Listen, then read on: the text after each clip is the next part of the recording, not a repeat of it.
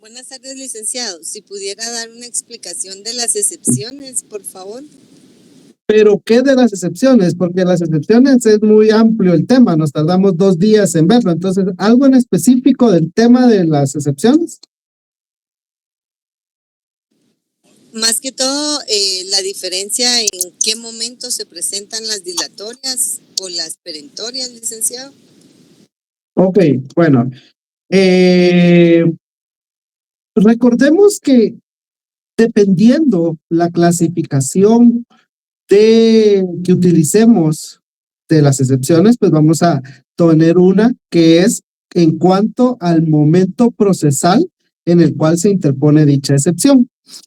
Y cuando hablamos de la clasificación dependiendo del momento procesal, pregunto, ¿alguien me puede decir cómo se clasifican las excepciones?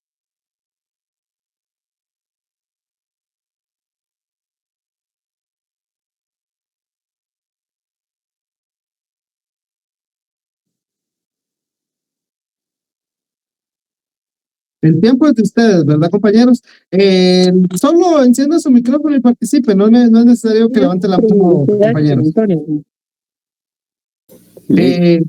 Adelante, Ana. Serían dilatorias, perentorias y privilegiadas. Exacto. Previas, perentorias y privilegiadas, dependiendo del momento en el cual se interponen. Pregunto, ¿en qué momento se interponen las excepciones previas? Antes de contestar la demanda. Ok, antes de contestar la demanda, pero en específico, ¿cuál es el plazo?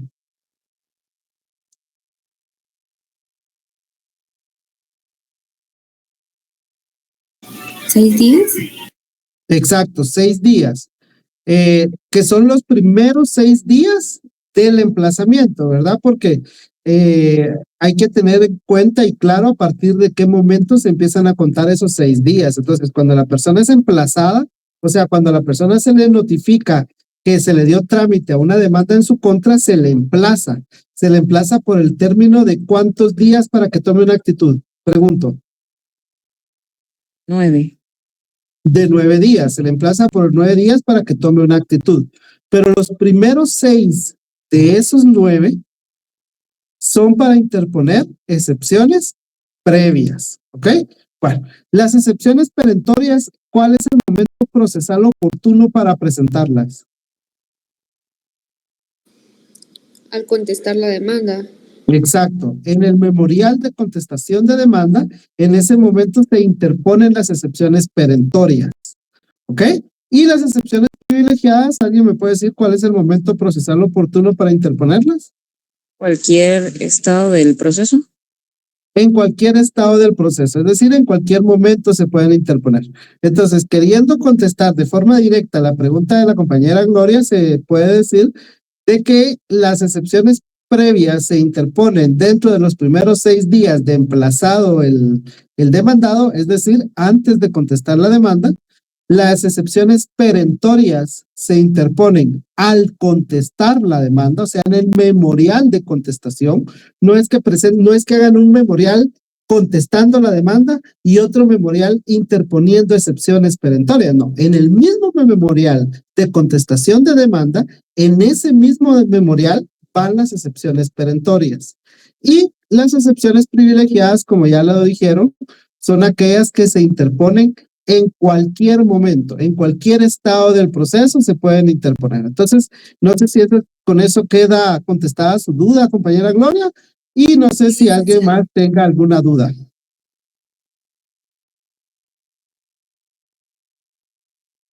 Todo claro, gracias. Excelente, gracias, compañera. ¿Alguien más, compañeros?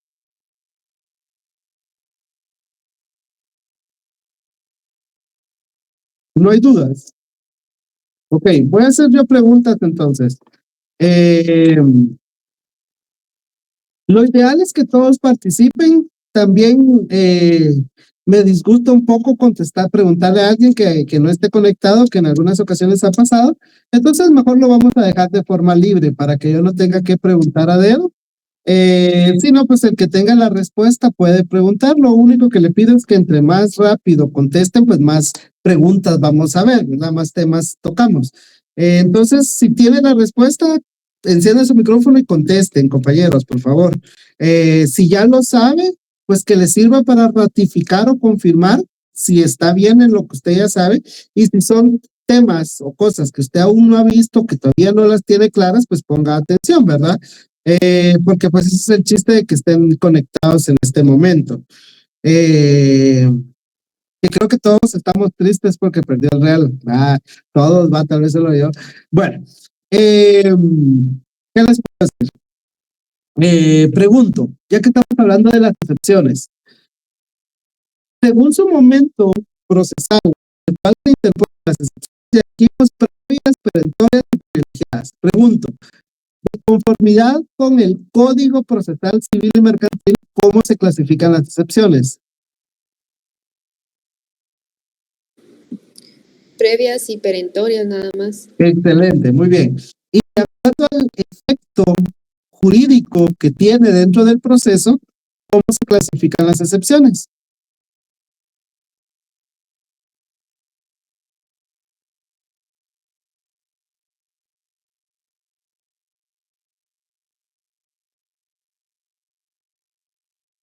¿Sí me escucharon, verdad, compañeros? Eran las mixtas, ¿no? Sí, sin miedo, compañera. Usted encienda su micrófono y dígalo. Las mixtas. ¿Y qué más? Porque si solo pone mixtas en el examen, está malo.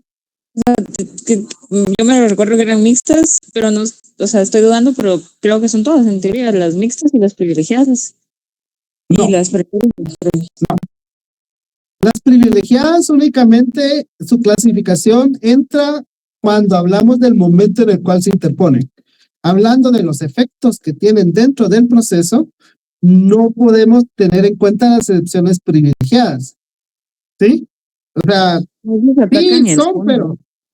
¿Qué más? Es que yo tenía esa duda porque como yo recuerdo que dijo que esas atacan el fondo, entonces también tienen un efecto. Pero... Sí, claro. Pero repito, es dependiendo en el momento. Al final, como lo dije y creo que lo expliqué en su momento, tanto las mixtas como las privilegiadas siguen siendo previas, ¿sí? Lo único es de que hay previas que solo se interponen dentro de los primeros 6 días y hay previas que se interponen en cualquier momento. Entonces las previas por eso se pueden interponer, se pueden clasificar como previas que solo se interponen dentro de los primeros 6 días y tenemos previas privilegiadas que se interponen en cualquier momento. Entonces, para no decirle previas privilegiadas, solo le dejamos privilegiadas.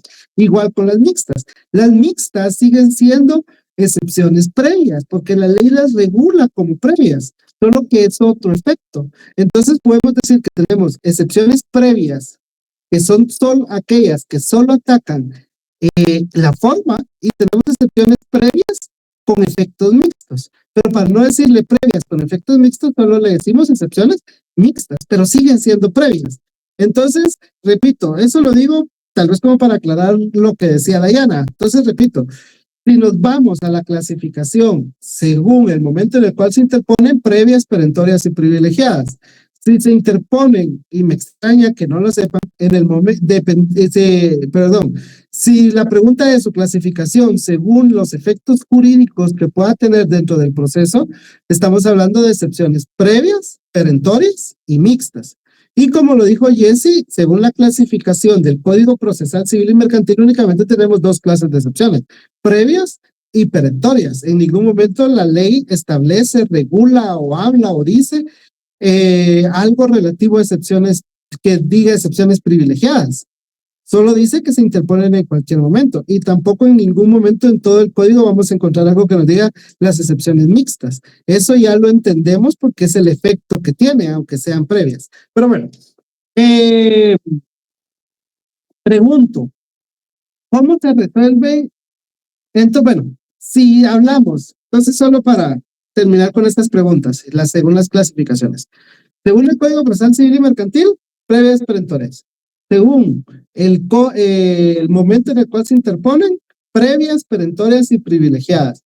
Según los efectos que pueda tener dentro del proceso, previas, perentorias y mixtas.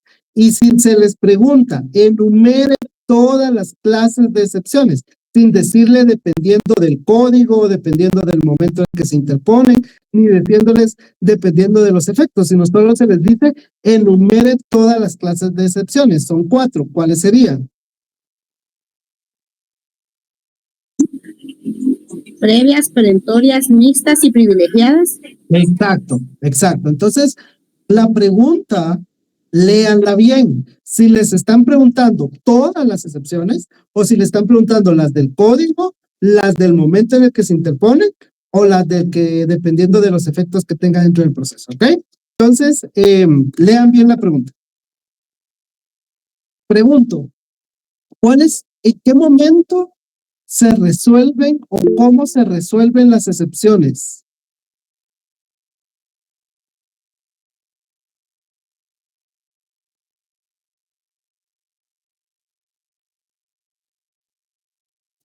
Las perentorias se resuelven en sentencia. Muy bien. Las previas en auto, si no estoy mal. En un auto, ok. ¿Y ese auto dónde se dicta o en qué momento se dicta?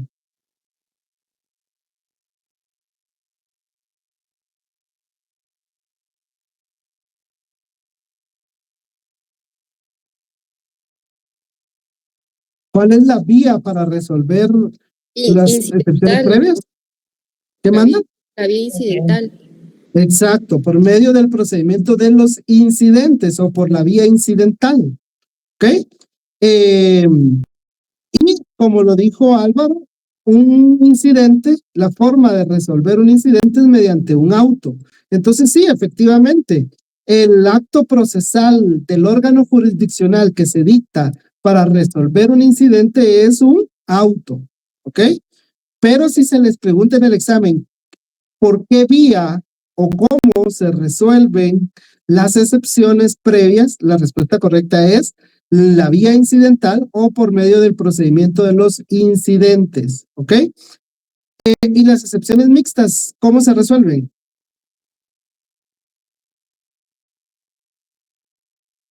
Igual, incidente. Por medio del procedimiento de los incidentes. ¿Y las excepciones privilegiadas? Y también no. Ok, también. Sí, porque siguen siendo previas, ¿verdad? Y hasta que no se resuelva esa excepción, el proceso no continúa. Esto no es de examen, no sé, no recuerdo a totalidad si lo hablé en su momento en la clase, pero solo para que tengan conocimiento o reafirmar si ya lo dijimos, es de que recordemos que los incidentes pueden ser en la misma cuerda o en cuerda separada, es decir, se va a resolver dentro del mismo proceso o lo sacamos del proceso y lo resolvemos por aparte. Cuando son en la misma cuerda, el proceso no continúa, sino hasta que el incidente esté resuelto. Cuando son incidentes por cuerda separada, el proceso va a continuar y el trámite del incidente va a continuar por aparte. Si este incidente al final tiene un efecto en este proceso, pues ya se verá, ¿sí? Pero el proceso va a continuar. En cambio, repito, cuando son incidentes en la misma cuerda, dentro del mismo expediente, dentro del mismo proceso, entonces se suspende el procedimiento, ¿sí? Ya no continúan las demás etapas, sino hasta que se resuelva el incidente, ¿ok? Bueno, adelante, Jessy. No recuerdo si ya lo dijo, pero solo como duda, los incidentes por cuerda separada o en cuerda, ¿cómo dijo? ¿En la misma cuerda? En la misma cuerda, esto va a depender de la parte que las presente. No, recuerde que las excepciones siempre sí y solo sí las va a presentar el demandado. Nadie, el actor no puede presentar excepciones, ¿sí?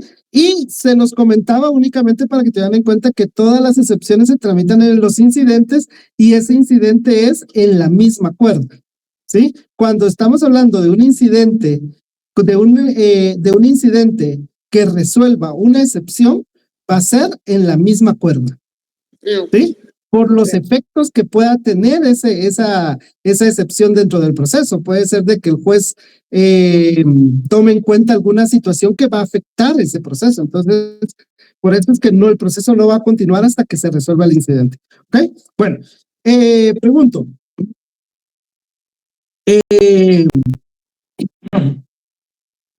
Tengo resecada. ¿Alguien me puede, o las que sepa? Mi sugerencia es que se sepa todas. Solo son 11. Pero ¿alguien me puede enumerar las excepciones previas? Sin leer, ¿verdad?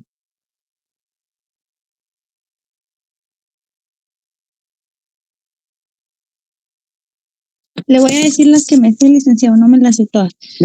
Excelente. Sería demanda defectuosa, litispendencia, incompetencia, falta de capacidad legal, falta de personería, falta de personalidad, caducidad, cosa juzgada, no me recuerdo la otra. Uy, estuvo muy cerca, pero muy bien, Jocelyn, muy bien. Lo que sí que le digo, si en el examen se les pregunta cuáles son y no pone todas, mal. Entonces tiene que saber todas, no solo 10, no solo 9, las 11. Adelante, Jessy creo que había levantado las manos. Pero alguien que las que recuerde, no es necesario que las sepa todas. Ahorita es un repaso, ¿verdad? No se les está dando puntos. Entonces, solo para que usted mismo vea si las sabe o no, aunque en su mente las esté diciendo. Mejor encienda su micrófono y participe. Ahí solo faltó la transacción, No. Jessy, pero no. Si me las va a decir, dígamelas todas. ok. Litispendencia y... ¿cómo es la otra? Litispendencia, incompetencia, demanda defectuosa, falta de personería, falta de personalidad, falta de capacidad legal, la de falta de cumplimiento del plazo del contrato, algo así. El plazo de la condición a la que está sujeto el derecho o la obligación que se hace valer. Ok. Pero está bien, yo le estoy ayudando porque ya va bien, adelante. La prescripción, la caducidad, la transacción y cosa juzgada. Excelente, muy bien. Pero así como esa, la que es bien larga, por lo menos no nos vas a escribirla toda. No, eso no se puede. No, pero está bien, pero ya veo usted, ya solo le toca aprenderse esa. Entonces, estamos bien, Jessy, muy bien. Bueno, ya Jessy nos dijo, pregunto, ¿qué excepciones son privilegiadas?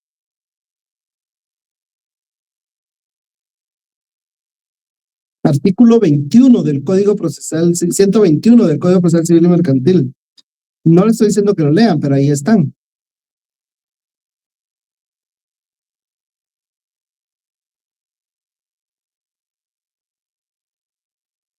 ¿Alguien?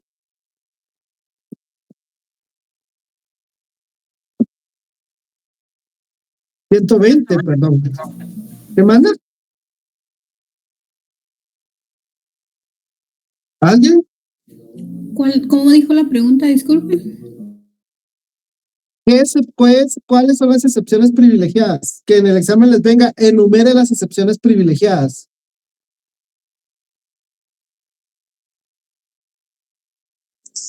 Sería transacción, caducidad, cosa juzgada, falta de capacidad legal, la de falta de personalidad, la de falta de personería y solo me recuerdo que son 8, pero no me acuerdo de la otra. 3 me recordé. Muy bien, gracias Diana. Jessy, ¿o alguien más? Si Jessy se sabe todas, se tendría que saber estas. Porque la otra pregunta pudiera ser, ¿qué excepciones no son privilegiadas? Y ahí tendríamos solo 3.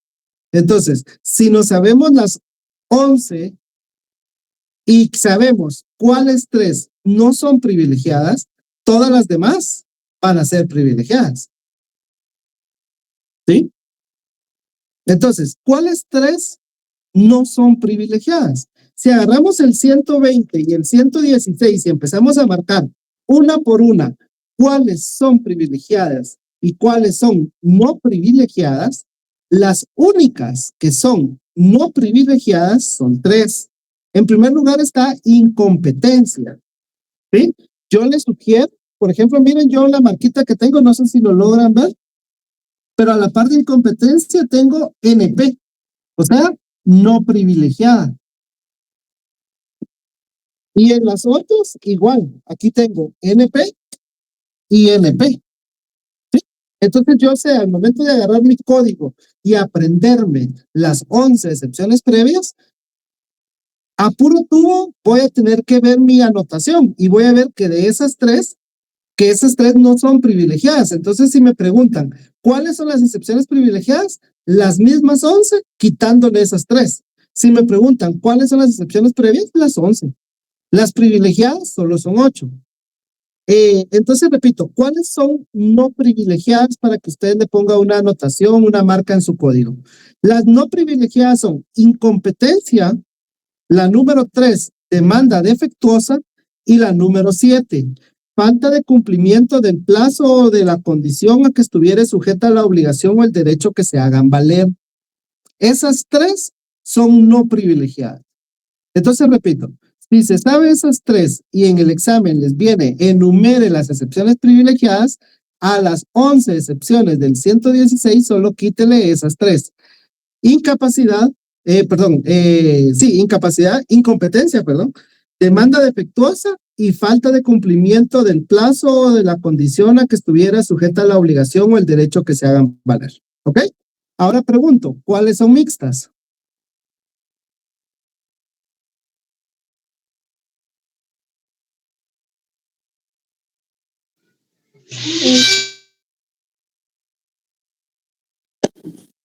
LIC es caducidad, prescripción, cosa juzgada y transacción. ¿Hay otra más? También está la falta de cumplimiento del plazo de la condición a que estuviera sujeta a la obligación o el derecho que se haga valer. Exactamente. Esas 5 excepciones son las excepciones mixtas. Entonces, por eso les repito, si usted se sabe las 11 excepciones previas, va a poder responder cuáles son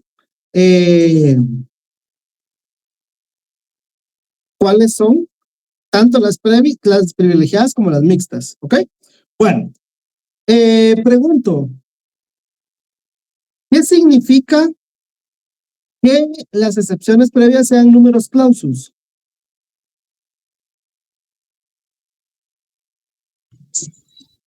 Que están, la cantidad de las excepciones previas están determinadas en la ley, no pueden haber más de eso. Exactamente. ¿Está bien? ¿Estamos de acuerdo con eso?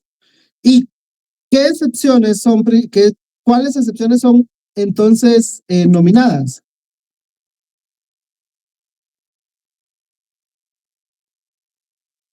Previas mixtas y privilegiadas. Ok, excelente. Por lo mismo que dijimos que las mixtas y las privilegiadas tienen nombre, está bien. Pero como la ley en este caso no nos da un listado como tal, no podemos decir que esas. Entonces, si la pregunta es, ¿cuáles son nominadas o cuáles son números clausus? Únicamente nos vamos a referir a las excepciones previas. Y números apertus o innominadas e innominadas, porque son diferentes que sean nominadas o no nominadas y diferentes que sean números clausus o números apertus. Pero en este caso, las que son innominadas y números apertus son las excepciones perentorias. ¿Ok? Bueno, no sé si quieren que ya pasemos a otro tema o continuamos aquí con esto de las excepciones, porque ahorita pues ya lo que pudiera preguntarles es cada excepción en particular. Sigamos con las excepciones. Ok, bueno. Una pregunta, el fundamento de las excepciones mixtas, no sé si no lo escuché, no lo anoté. Lo que yo en su momento les hice ver fue una resolución de la Corte Suprema de Justicia, si no recuerdo si es de la Corte de Constitucionalidad o de la Corte.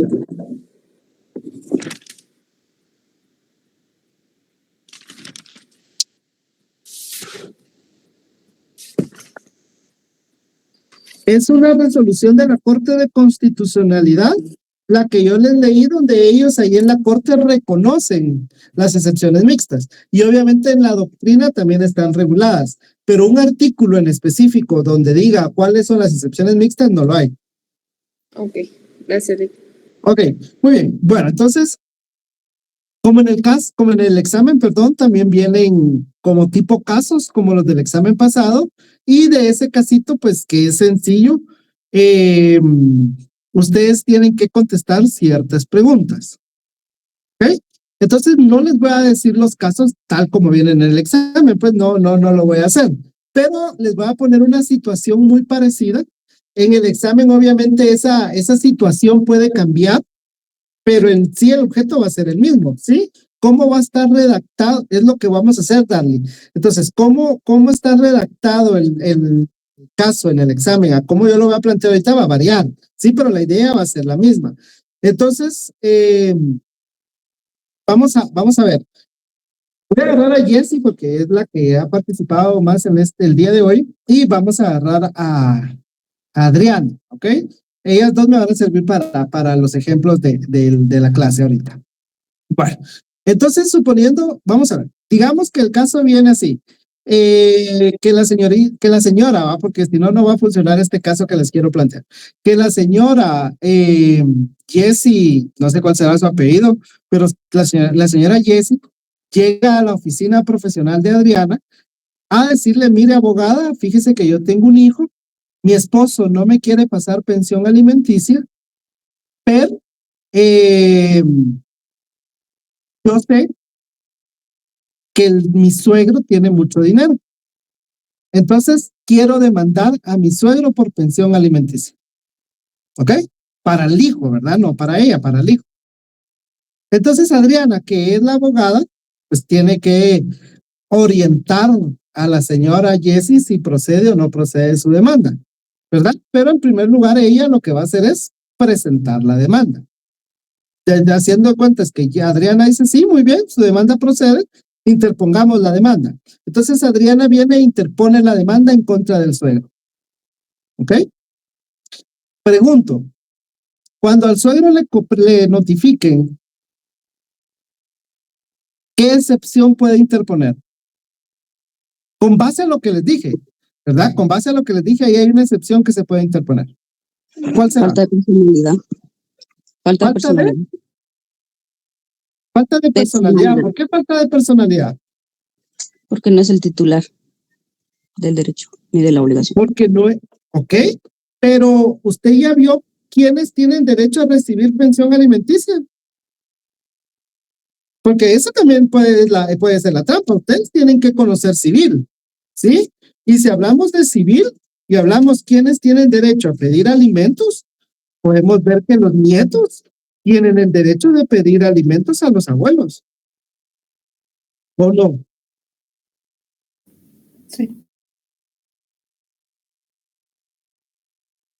Entonces, Creo que sería una excepción perentoria porque al contestar la demanda. ajá. ¿Cuál sería?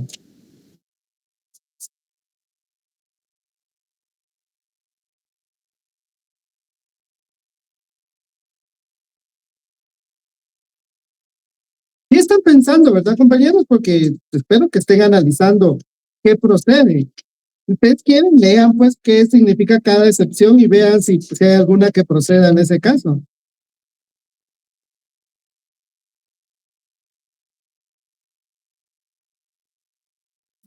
Licenciado, yo sí colocaría una excepción previa por falta de personalidad, porque para que el abuelo esté obligado, el padre tendría que estar declarado interdicto o tendría que haber fallecido.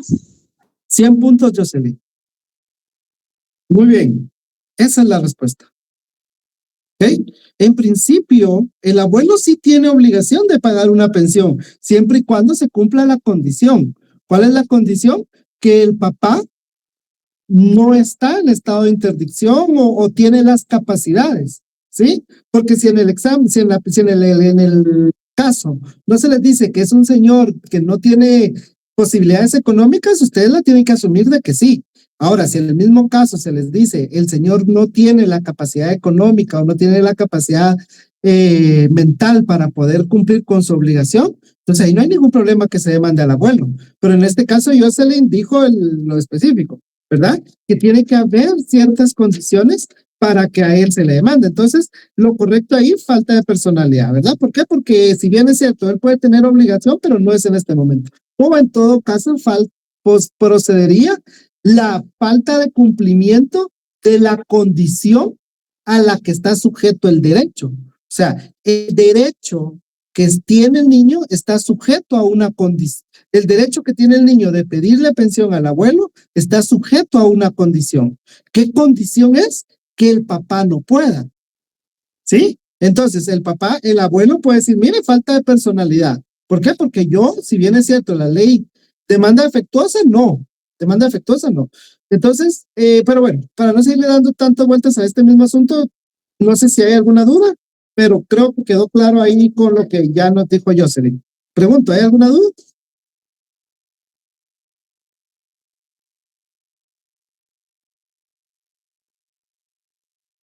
¿No? No, Lick. Pónganos más ejemplos, Lick, por favor. Sí, eso vamos a hacer, no tenga pena. Bueno, entonces sobre el mismo caso. Ahora, hago la salvedad, si bien es cierto, no hemos visto ningún juicio per se, no hemos visto el procedimiento de ningún juicio, y ahorita pues estamos viendo temas de la demanda, la contestación, las excepciones. Este tema de alimentos es un juicio oral, ¿verdad? No es un juicio ordinario. Sin embargo, todas las reglas del juicio ordinario se aplican al juicio oral, ¿ok? Una compañera dijo por ahí, yo presento una excepción perentoria. Digamos que la excepción perentoria se podía haber presentado en el caso que el papá no hubiera podido haber pagado esa pensión y entonces le nace la obligación al abuelo. Pero suponiendo que el abuelo tampoco tiene dinero, entonces él ahí puede presentar una excepción perentoria. Su excepción perentoria sería excepción perentoria de falta de capacidad económica por parte del demandado para cumplir con la obligación solicitada. Y recuerden que la excepción perentoria uno le da el nombre que uno quiera y uno pues le tiene que explicar más o menos en el nombre al juez de qué trata la excepción. Entonces mi excepción perentoria al momento de contestar mi demanda, yo como demandado, como abuelo digo, me contesto en sentido negativo, no estoy de acuerdo, pero ataco la pretensión de ella con una excepción perentoria indicando que yo tampoco tengo dinero para poder cumplir con la obligación de pagar una pensión y la pensión para poderla fijar hay que establecer dos cosas, las capacidades del niño, pero también las posibilidades del papá. Entonces, si el papá no puede, hay que pedirle al abuelo, pero si el abuelo no puede, él puede presentar al contestar la demanda su excepción perentoria. ¿Ok? Bueno, denme un segundo que tengo muy reseca la boca.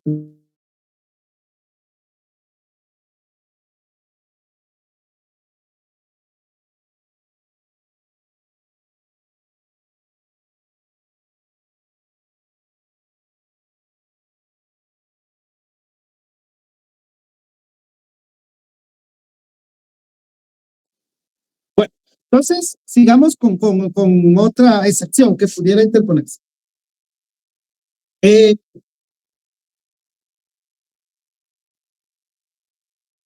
Hay ciertas reglas que sirven para poder establecer qué juez es el competente, ¿verdad? Pero la pregunta pudiera ser, en este mismo caso donde Jesse quiere demandar al papá de sus hijos o de su hijo, viene Jesse y no cumple con presentar la demanda según el Código Procesal Civil y Mercantil. El Código Procesal Civil y Mercantil establece de que la demanda en principio se va a poner se va a presentar donde vive el demandado. También se puede interponer en donde vive el demandante. Eso ya va a depender en algunos juicios. Y en caso de que el objeto del juicio sea un bien inmueble, va a ser del lugar donde esté instalado ese bien inmueble. ¿Estamos de acuerdo con eso? Ok. Entonces, suponiendo que Jesse quiere demandar a su esposo. Jesse vive en el municipio de Guatemala, departamento de Guatemala, el esposo vive en el municipio de Guatemala, departamento de Guatemala, pero a Jesse le dijeron que en Misco, en el juzgado de familia de Misco, era más rápido porque no había tanto trabajo y le daba más rápido trámite a las demandas, ¿verdad? Solo es un decir, no es cierto. Entonces, presentan la demanda en el juzgado de Misco, ¿ok? El juez puede rechazar esa demanda, porque recuerden que cuando vimos la excepción de incompetencia dijimos que el juez es el primero que está obligado a establecer si tiene o no tiene competencia. Si el juez no la tiene y le da trámite, entonces ya el demandado puede interponer su excepción perentoria, su excepción previa, perdón. Pero pregunto, ¿pudiera el juez en este caso darle trámite a la demanda? ¿El juez de Misco pudiera darle trámite a la demanda?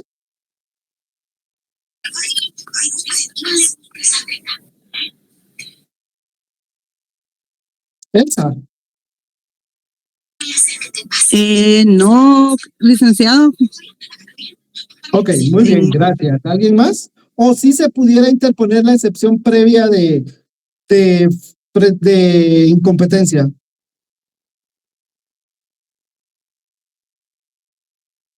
Porque más o menos en ese sentido viene la pregunta en el examen. No es así la pregunta, no está en esos términos, pero sí tienen que llevar ese análisis que estamos tratando de hacer ahorita.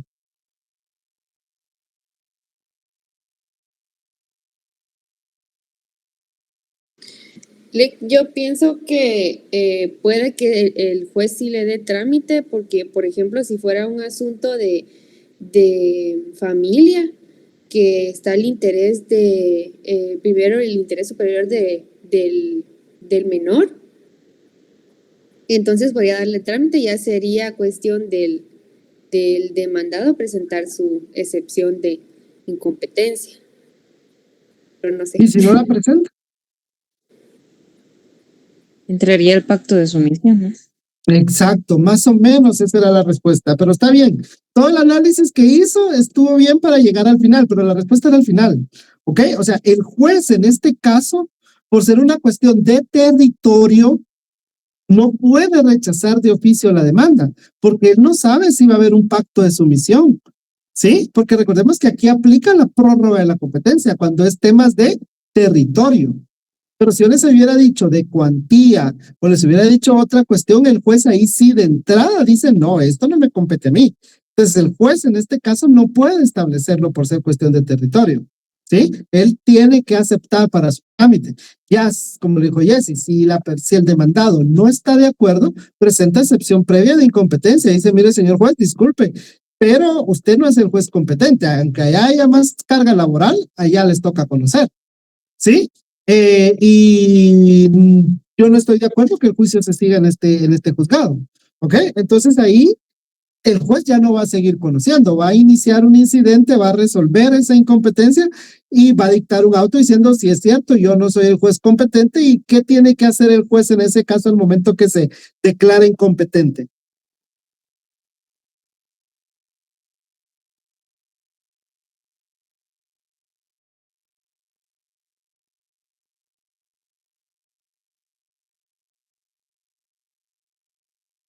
¿Qué hace un juez cuando se declara incompetente, compañeros? No Yo recuerdo creo si que es por un lo tendría que emitir a un juzgado. Inhibitoria, adecuado, ¿verdad? ¿no? Y el juez ya se declaró incompetente y se inhibe de seguir conociendo el proceso. Y lo que más o menos estaba diciendo Estefan, efectivamente, ordena que el expediente sea remitido al juzgado competente a solicitud de parte, aunque generalmente lo hacen de oficio. La ley del organismo judicial sí dice que tiene que ser a solicitud de parte. Entonces, digamos, ¿verdad? La respuesta complementémosla diciendo que el juez va a remitir las actuaciones al juzgado competente a solicitud de parte. ¿Ok? Bueno. ¿Qué excepción procede? Ahora sigamos en el mismo caso. Resulta que la demanda que le hizo la compañera Jessie le faltó las peticiones, no son claras y precisas. ¿Qué excepción procede en este caso? La de demanda defectuosa. Demanda defectuosa, ¿por qué? Porque el memorial de demanda no reúne todos los requisitos que la ley establece. Y la ley establece que las peticiones tienen que ser claras y precisas, ¿verdad? Entonces ahí puede presentar una demanda defectuosa. Se va a iniciar un incidente, va a resolver el juez y va a decir efectivamente hay errores en la demanda, presente nuevamente su demanda, ¿verdad? Presente nuevamente su memorial de demanda y el otro ya va a saber cuáles son sus errores, ya lo va a presentar correctamente. ¿Ok? Bueno, en el mismo caso, Jesse quiere hacer la demanda en contra del esposo, pero al momento que Jesse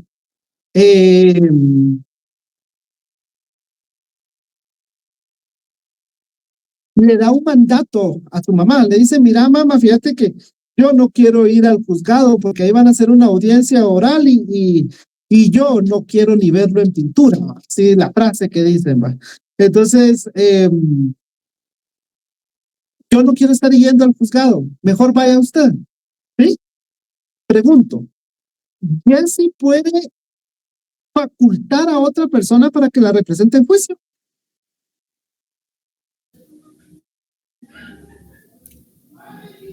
Sí, creo por medio de un mandato judicial. Exacto. Exacto. ¿Ok? Ahora, si Jesse fuera incompetente, ¿quién tendría que presentar la demanda por Jesse?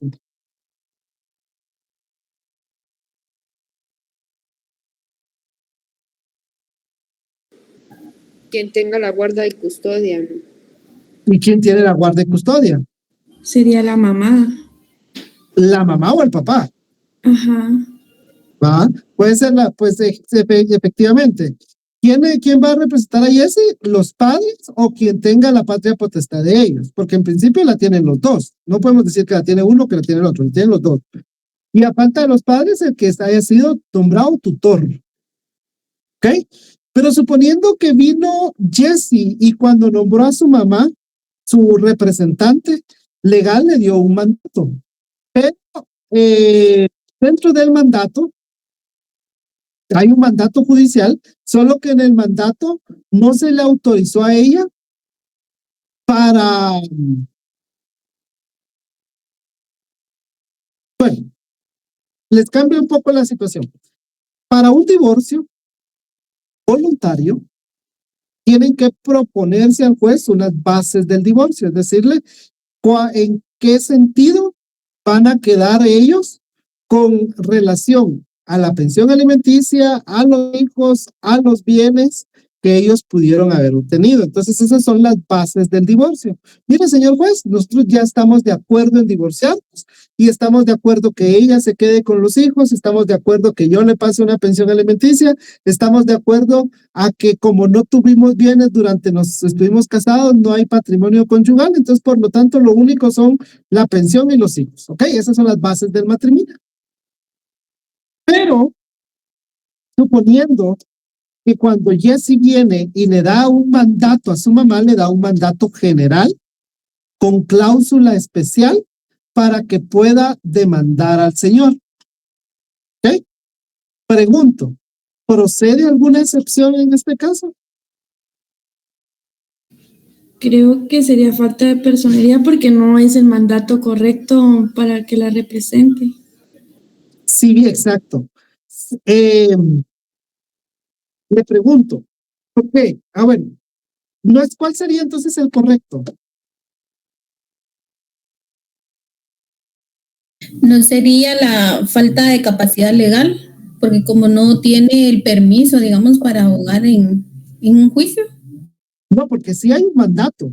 Y la señora va a decir, mire, señor juez, yo soy la mandataria de ella, yo la represento legalmente. Y como soy su representante legal, voy a presentar esta demanda porque aquí hay una escritura pública, un testimonio de la escritura pública donde consta de que ella me autorizó a mí mediante una cláusula especial que yo pudiera presentar las bases del divorcio y llegar a un acuerdo para divorciarme para que mi hija se divorcie de su esposo. O sea, sí hay un mandato.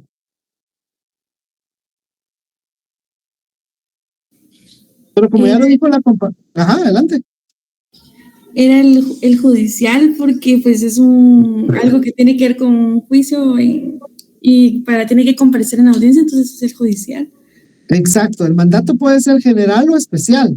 Puede ser general con cláusula especial, pero para que se pueda actuar en juicio tiene que ser judicial. Entonces tiene que ser general judicial o especial judicial, pero siempre tiene que ser judicial.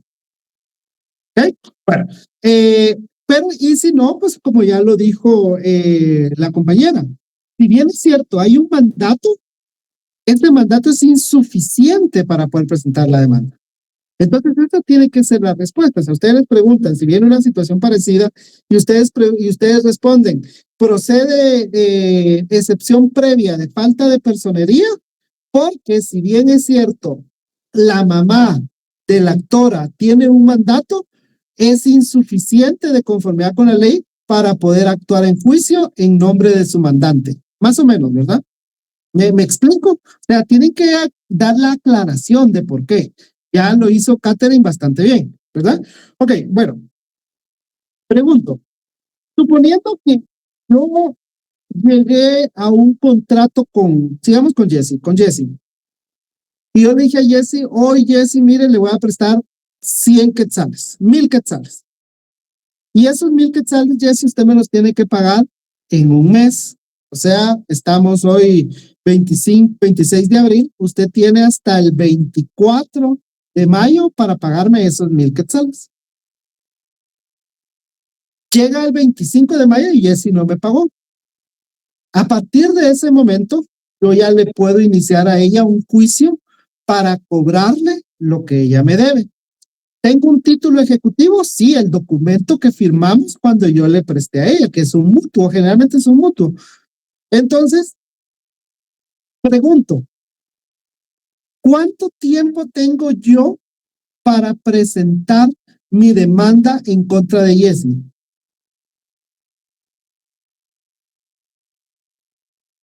No pregunté la fecha, sino cuánto tiempo.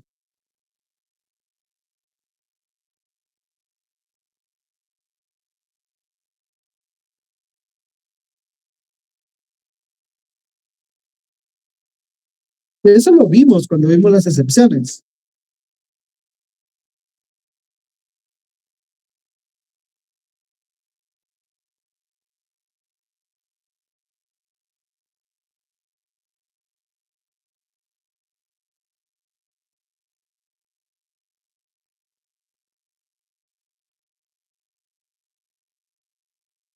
¿No?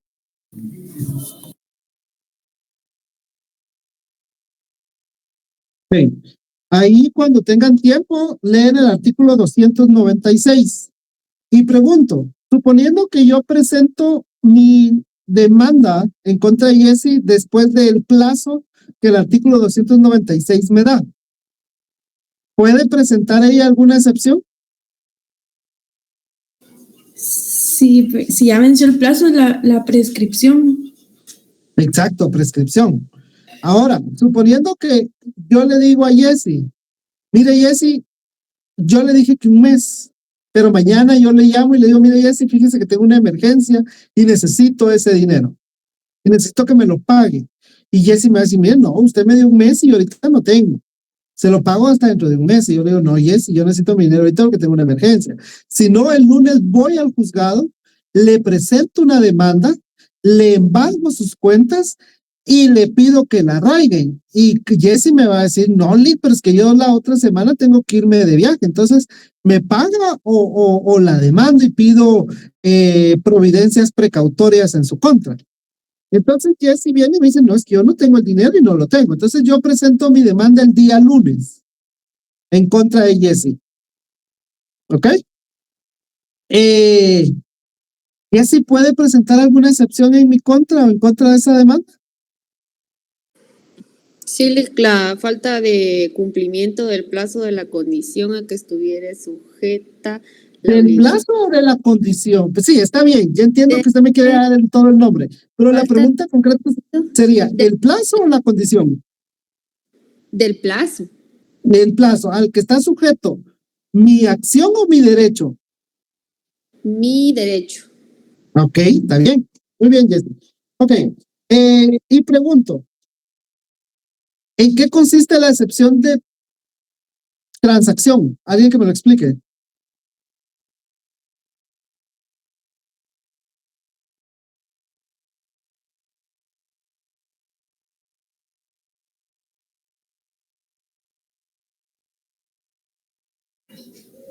Creo Llegaron a un acuerdo, un contrato, cuando las ambas partes. Ok, bastante bien. Muy bien, Diana. ¿Alguien más? Como una conciliación.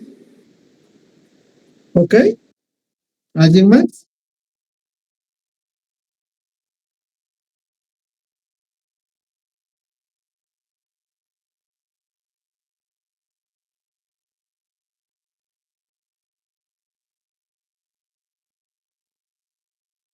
¿No?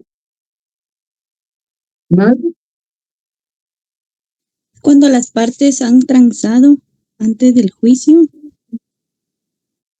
¿Antes del juicio? ¿Se le podría llamar que tiene un acuerdo extrajudicial? Exacto. Muy bien. Es un acuerdo extrajudicial. ¿Qué más?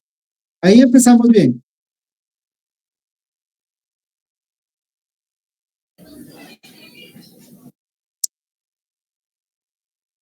y es de mutuo consentimiento.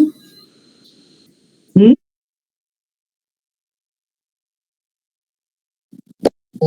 Sería el IC donde ya se pone las peticiones de ambas partes, se dejan ya plasmadas en un contrato. Ok, bueno, sí, efectivamente, no les voy a decir cuál es la respuesta, porque si no ustedes capaz que la copien y así lo van a poner, pero si les viene a explicar qué consiste la excepción previa, porque puede ser que les pregunten cualquiera, expliquen qué consiste la excepción la excepción previa de incompetencia, expliquen qué consiste la excepción previa de caducidad, expliquen en qué consiste la excepción previa de cosa juzgada, ¿ok? Entonces usted tiene que poderlo explicar. Entonces, efectivamente, la transacción es un acuerdo o es una conciliación, creo que dijo alguien por ahí, pero lo importante aquí es lo que dijo el compañero, extrajudicial, porque dentro del proceso, de conformidad con la ley y el artículo 66 de la ley del organismo judicial, un juez tiene la facultad de procurar que dentro de los procesos hayan conciliaciones, hayan acuerdos para que no haya necesidad que el proceso continúe. Un juez tiene esa facultad de ver si existe la posibilidad de conciliar entre las partes. Pero cuando las partes concilian o llegan a un acuerdo, pero no dentro del proceso, no dentro del juzgado, sino que van con un notario para que les haga un contrato de transacción que está en el artículo 2151, a partir de ahí está regulado el contrato de transacción. Entonces las personas le dicen al notario, mire, nosotros tenemos un problema, tenemos un juicio y lo queremos solucionar de esta forma. ¿Por qué? Porque si van con el juez, puede ser que el juez diga, no, yo no estoy de acuerdo con esto, o cuando ustedes quieran conciliar, él proponga otra cosa o no esté de acuerdo y no apruebe la conciliación. Entonces, las personas dicen, no, para no arriesgarnos que el juez no esté de acuerdo con la conciliación, mejor vamos con un notario. El notario hace el contrato y entonces ya el demandado presenta su excepción. Y le dice, mire, señor juez, nosotros sobre este asunto ya transamos, ya hicimos un contrato de transacción y el juez pues inicia el incidente y al declararlo con lugar se termina el proceso. También pudiera venir el actor y presentar un desistimiento o presentar una renuncia de derechos. Sin embargo, eso le prohibiría a él poder iniciar nuevamente un proceso posteriormente por ese mismo objeto cuando ha existido un desistimiento. ¿Ok? Creo que de las excepciones, pues hay muchas más cosas que podamos hablar. Creo que hay cosas de lo que hablamos que vienen en el examen, cosas muy parecidas. Entonces, lea bien y analice cuando se le pregunta algo, ¿verdad? Los casitos son más o menos así, como les repito, viene y dice los mismos, muy parecidos, son casi idénticos al examen, a los casos del primer parcial. Lo único es de que las preguntas son distintas. Ahora las preguntas son sobre excepciones, sobre actitudes del demandado, esas son las preguntas. Pero el caso es casi 100% idéntico. ¿ok? A los del primer parcial. Por ejemplo, dice que una señora es propietaria de un inmueble y quiere demandar al señor que vive en esa casa. Entonces, se preguntan, repito, cuestiones relativas a las excepciones que puede presentar el demandado. Se les pregunta qué actitud tiene que tomar o se les pregunta situaciones que hemos visto, ¿verdad? Bueno, para terminar ya aquí el tema de las excepciones, que ya son las 7 y yo había dicho que 1 hora, pero pues démosle otro. Permítanme un segundo.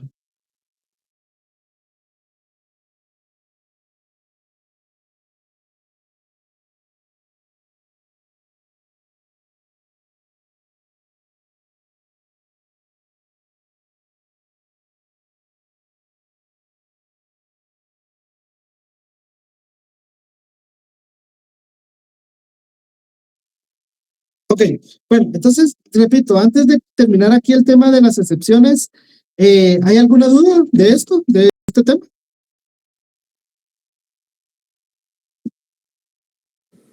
Sí, solo si en la contestación de la demanda el demandado reconviene, creo que se dice, al actor, y el actor al contestar la demanda, al contestar esa reconvención, puede presentar excepciones. Exacto. Muy bien. Buena pregunta. Y de hecho la estuve esperando el día de la clase, pero creo que ya vimos el tema muy rápido, pero muy buena pregunta, Jessy.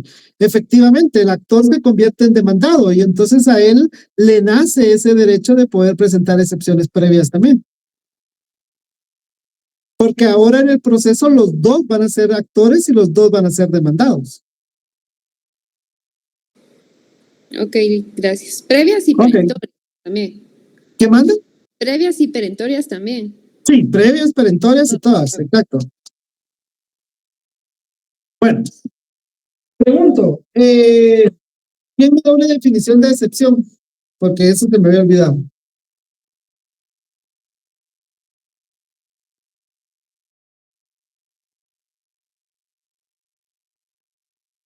Lick, se podría decir que son los medios de defensa utilizados por el demandado para plantear errores de forma o fondo dentro de la demanda. Ok, está bien. Yo le sugeriría que tal vez le modifique ahí un par de palabras, pero muy bien, Álvaro, muy bien. ¿Alguien más quiere intentarlo o estamos ahí?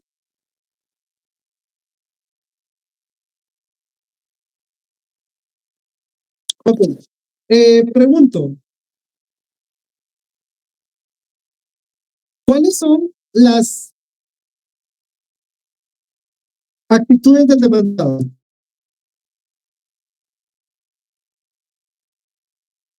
Contestar o no contestar la demanda, muy bien. ¿están de acuerdo o en sentido negativo que no están de acuerdo? Exactamente. Cuando no se contesta la demanda, ¿cómo se le denomina esa actitud? En sentido negativo. No contestar la demanda, ¿cómo se le denomina esa actitud? Rebeldía. Rebeldía. Exactamente. ¿Cuántos días tienen con el demandado para contestar la demanda?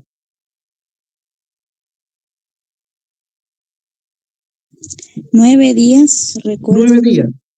Si transcurridos los 9 días, el demandado no contesta la demanda, ¿qué procede? Se declara su rebeldía y el proceso continúa. ¿Quién va a declarar la rebeldía? Escuchar a la otra parte. Okay. Sí, normalmente, si ya se le dio la oportunidad de contestar y no contestó, no se le va a dar más oportunidad, ya no se le va a escuchar. Perdón, Jocelyn. Sí, licenciado, la rebeldía la declara el juez a petición de parte. Exacto. Esa es la respuesta. ¿Qué es lo que sucede después? Si la persona no contesta la demanda dentro del emplazamiento, que son 9 días, entonces el juez, a solicitud de parte, lo va a declarar rebelde. Esa es la respuesta. ¿Y cuáles son los efectos que va a tener en el proceso que una persona sea declarada rebelde?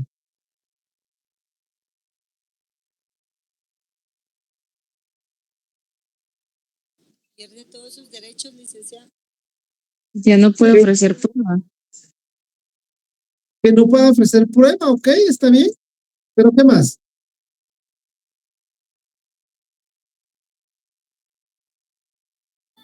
Ya no puede interponer las excepciones que corresponden en el plazo. No, ya se le pasaron 6 días. Ni perentorias porque ya no contestó. Pero si ya fue declarado rebelde, la respuesta correcta, y lo vimos, está en la presentación. Por eso es que yo les digo, un repaso es cuando ya hubieron leído. Si ustedes todavía piensan ir a leer hoy o leer mañana, pues está bien, cada quien hace con su vida lo que quiere y la lleva como gusta. Pero ya tuvieron tiempo suficiente para haber estudiado. Entonces hoy era para venir más rápido. O sea, era picarle, pero bueno. Lo que sucede es que el proceso va a continuar, ¿sí? ¿Qué más dice la ley? La ley establece que al proceso continuar se puede trabar embargo. Aunque eso se puede pedir desde el inicio, pero al momento de que es declarado rebelde también se reitera esa posibilidad de poder trabar embargo. ¿Qué más? El demandado va a poder tomar el proceso en el estado en que se encuentre, ¿sí? No significa que ya no va a poder ser parte dentro del proceso, no, él va a poder apersonarse al proceso. Sí, no, imagínense, cuando yo estudiaba, cada mes nos tocaba un examen. No así como ustedes, que cada un día sí, un día no. A nosotros cada mes. Entonces nosotros teníamos suficiente tiempo para estudiar para cada examen. Es sarcasmo, ¿verdad? De hecho, recuerdo que al inicio los exámenes eran diarios. Era una semana de exámenes. O sea, un examen cada día. No era un día sí, un día no, como ahora ustedes tienen esta facilidad. Entonces, no hay excusas, pero bueno. Entonces, no sé qué estaba explicando.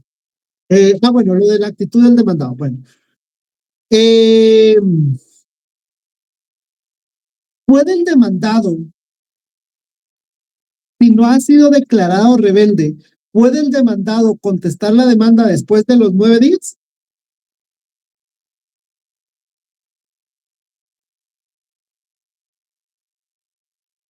Sí puede. Media vez la otra parte no ha solicitado. Exacto.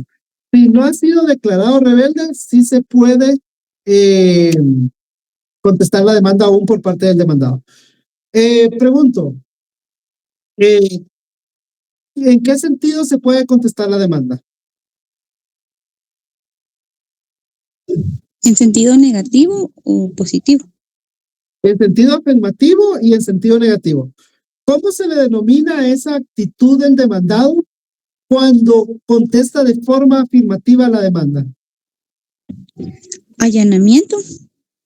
Allanamiento, exacto. Y pregunto, ¿qué es el allanamiento? Si la pregunta les viene de explique o defina qué es el allanamiento, no vayan a confundir el allanamiento penal. Que el allanamiento penal es cuando la policía junto con el juez o el Ministerio Público entran a su casa a buscarle algo. Ese es allanamiento, ¿sí? Pero el allanamiento civil es distinto, ¿ok? Entonces pregunto, defina qué es allanamiento. ¿Quién lo quiere hacer? ¿Podría definirse como la aceptación del demandado de las peticiones del actor, ya sea parcial o totalmente?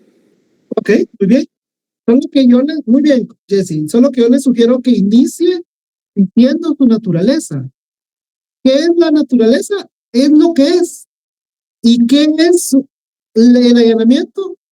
Una actitud del demandado o una contestación del demandado.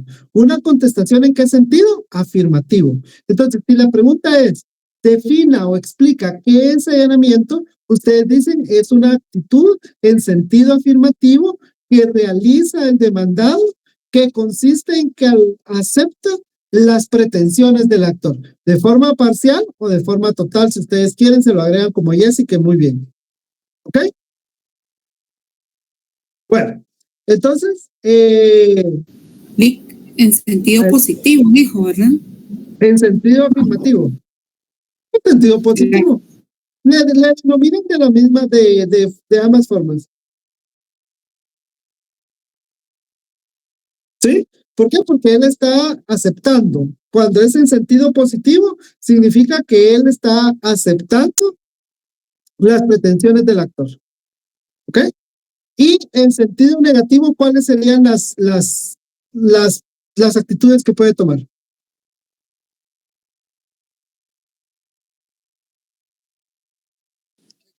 Reconvención. Reconvención es una, ajá.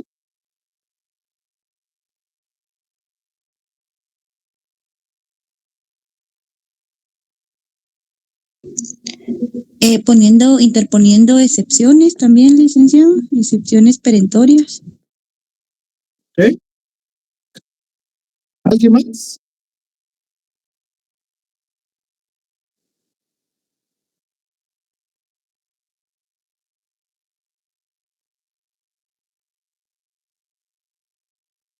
Bueno, las actitudes en sentido negativo son contestación en sentido negativo, 1, contestación en sentido negativo interponiendo excepciones perentorias, 2, y la reconvención. Pregunto, ¿cómo se le denomina a la persona que ha sido declarada rebelde?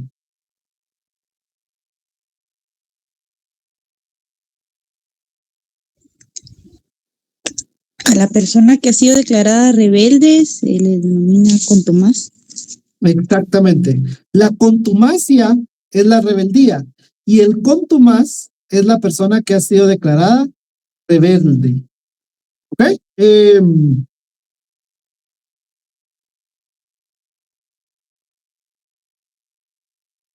Ok. Ya para terminar, bueno, pregunto, porque creo que de las actitudes del demandado no hay mayor cosa que preguntar más que eso. No sé si tienen alguna duda.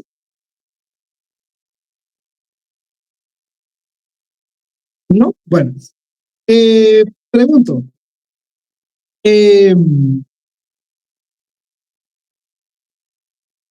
Como este tema lo tocó el Estuardo, no sé a cabalidad qué fue lo que él les habló ese día. Yo sí estuve conectado cuando él dio la clase virtual, pero de forma presencial no me entero. Entonces, exactamente qué fue lo que le preguntó y qué es lo que él va a agregar en el examen, pues él sabrá. Sin embargo, solo como a manera de poder tocar este tema, pregunto, ¿quién me explica en qué consiste el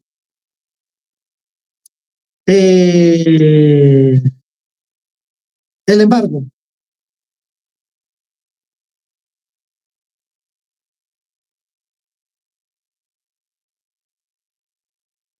Defina qué es embargo.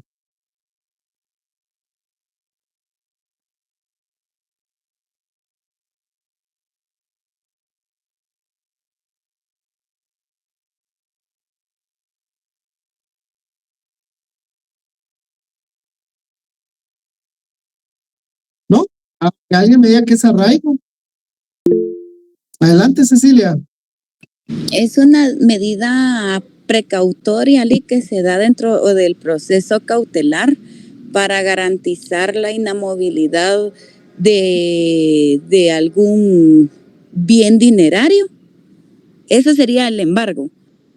Ahora el arraigo es que no se le permite a la persona poder salir del país para garantizar su presencia dentro del proceso. Ok, muy bien. Cuando hablamos de embargo no nos referimos únicamente a dinero, ¿verdad? Entonces, cuando usted dijo un bien dinerario, me hizo un poco de ruido. Entonces, yo diría que usted lo pudiera decir, sugerencia, ¿verdad? Que usted diga que aplica sobre bienes muebles o inmuebles y con eso ya está, porque el dinero es un bien mueble. Recuerde mercantil, o no sé si eso ya se los explicaron en mercantil. Pero es que no llevamos mercantil todavía, hasta el otro año. Sí, lo siento, lo siento. Entonces, el dinero es un bien mueble, ¿sí? Su naturaleza es igual a las empresas. Las empresas son bienes muebles. Entonces, cuando hablamos del embargo y hicimos bienes, ahí estamos incluyendo a todo lo que sea un bien, a todo lo que sea una cosa. ¿Ok? Entonces, si lo decimos así, estamos bien. Pregunto, bueno, lo del arraigo creo que está bastante bien.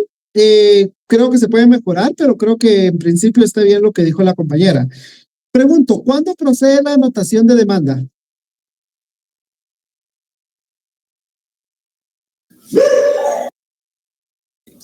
Solo si se discute sobre el bien mueble o inmueble que se está discutiendo. No escuché bien al inicio, ¿me lo puede repetir? Si se discute sobre el bien mueble o inmueble que estamos discutiendo, no se debe confundir con el embargo. El embargo es a varios bienes, no solo de dinero. En cambio, la anotación de demanda es en específico a ese bien mueble o inmueble. Ok, entiendo más o menos, pero creo que le falta aterrizar un poquito.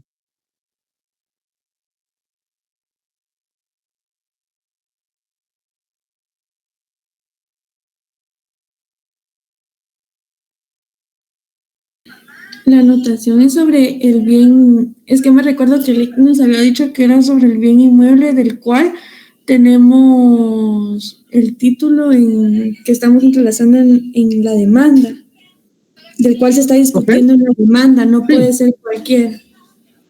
Entiendo también lo que usted me quiere decir, pero obviamente les falta aterrizar en la idea. La otra compañera también lo dijo bastante bien. Pero más o menos la respuesta tendría que ir en el sentido de indicar que la anotación de demanda procede cuando un juicio versa o trata sobre derechos reales de un bien inmueble que sea objeto del proceso. ¿Sí? O sea, si el objeto del proceso es una casa y sobre esa casa se está discutiendo un derecho real, es decir, la propiedad, la posesión, la copropiedad, algún derecho real de garantía, un derecho real ¿se recuerdan? El uso, el usufructo, ¿recuerdan todo eso, verdad? Entonces, si se está discutiendo un derecho real de un bien inmueble, ese bien inmueble que es el objeto del juicio, ese bien inmueble sobre el cual se están litigando derechos reales, ese bien inmueble, sobre ese bien inmueble procede la anotación de demanda. Ahora, por ejemplo, si yo en un juicio voy a demandar a Cecilia porque Cecilia me debe dinero y Cecilia no me quiere pagar y yo la voy a demandar y pido que como garantía la casa de ella se le imponga una medida de seguridad o una medida precautoria, lo que procede ahí es el embargo. ¿Por qué? Porque aquí lo que estamos discutiendo, ¿qué sería? El dinero que me debe, la deuda. El bien inmueble no es objeto de demanda, ¿sí? El bien inmueble solo va a servir para garantizar de que ella me pague. Si ella no me paga, entonces esa casa que está embargada se va a rematar, se va a vender y con lo que se venda de esa casa me va a pagar a mí. Pero ahí, como no es un derecho real y el objeto del juicio no es esa casa, no es anotación de demanda, sino lo que sería un embargo. ¿Sí? Por ejemplo, se está viendo de la propiedad de una persona que, por ejemplo, era dueña de un inmueble. Sí, era dueña de un inmueble. Pero esa persona se fue a Estados Unidos durante 20 años y cuando regresó se dio cuenta que en ese terreno que él tenía ya hay una gran casa de 3 niveles, ¿va? Y entonces él, ¿qué va a hacer? Pedir la reivindicación de la propiedad. ¿Por qué? Porque la propiedad nunca prescribe, aunque él se haya ido y aunque le haya dejado abandonado ahí, él es el dueño de esa casa, de ese inmueble. Él tiene su escritura registrada y todo. Entonces, en este caso sí es un derecho real el que se está discutiendo. Ver quién es el legítimo propietario de ese bien inmueble. Entonces hay un derecho real que es la propiedad, la que se está discutiendo. Y esa casa o ese inmueble porque es el terreno, ¿verdad? El inmueble sobre el cual se está discutiendo ese derecho real, sí es susceptible de anotación de demanda. ¿Estamos de acuerdo?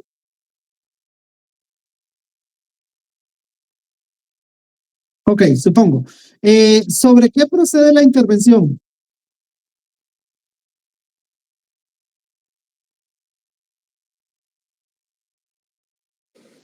Sobre las empresas. Ok, en principio podemos decir que sobre las empresas y la respuesta de forma general estaría bien. Ok, bueno. Y ya por último, jóvenes, porque no sé si hay alguna duda, algo que me quieran preguntar.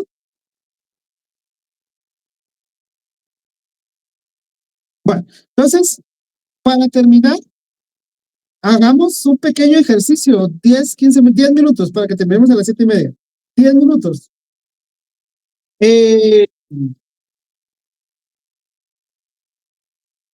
Ya se les dijo desde el inicio, y como no se busca perjudicar a nadie, ustedes saben que en el examen les viene redactar un memorial, ¿sí? Viene un caso. Sobre ese caso, así como más o menos ya les dije, los que vinieron en el parcial pasado y más o menos el ejemplo que les puse hoy, sobre ese caso o sobre esos casos vienen preguntas, porque cada examen tiene un caso distinto. Sobre ese caso vienen preguntas y sobre ese mismo caso viene que hagan un memorial, ¿ok? Tal vez no todo el memorial, pero se les va a pedir que hagan alguna parte del memorial, ¿sí? En primer lugar, hacer un memorial es fácil. Si uno se sabe los requisitos del artículo 61 del Código Procesal Civil y Mercantil, uno puede redactar un memorial. Y número 2, se supone que ya hicieron la tarea, y en la tarea se supone que hicieron 2 memoriales. Y la tarea no era solo para decir, bueno, a ver qué hacen o qué se nos ocurre que podemos quitarle su tiempo. No, el objeto de esa tarea era pues que ustedes tuvieran la oportunidad de hacer un memorial, de conocer cómo es un memorial y hacerlo con su puño y letra. Entonces ustedes ya hicieron 2 memoriales. Entonces si quieren, ¿verdad? En estos 9 minutos que nos quedan, tratemos de redactar un memorial. Yo ahorita no tengo la compu a la mano, entonces no lo puedo hacer, pero yo había pensado en su momento que íbamos a ir haciendo el memorial y lo iba a ir haciendo yo. Entonces, a menos que alguien tenga compu a la mano y quiera ir transcribiendo, pues puede compartir pantalla y vamos armando el memorial ahorita. Entonces, si alguien lo va a hacer, que diga yo lo hago y le damos tiempo que abra Word y que comparta pantalla. Y si no lo quieren hacer, pues no.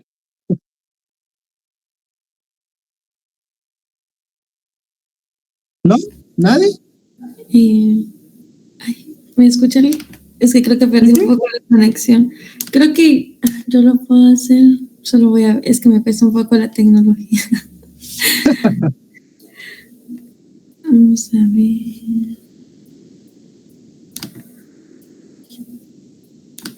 Estamos en el teléfono, por eso no ofrecimos. Sí, no tengan pena, ahí está. Ok, excelente, compañera. Bueno, entonces, suponiendo, ¿verdad? Que les viene un caso.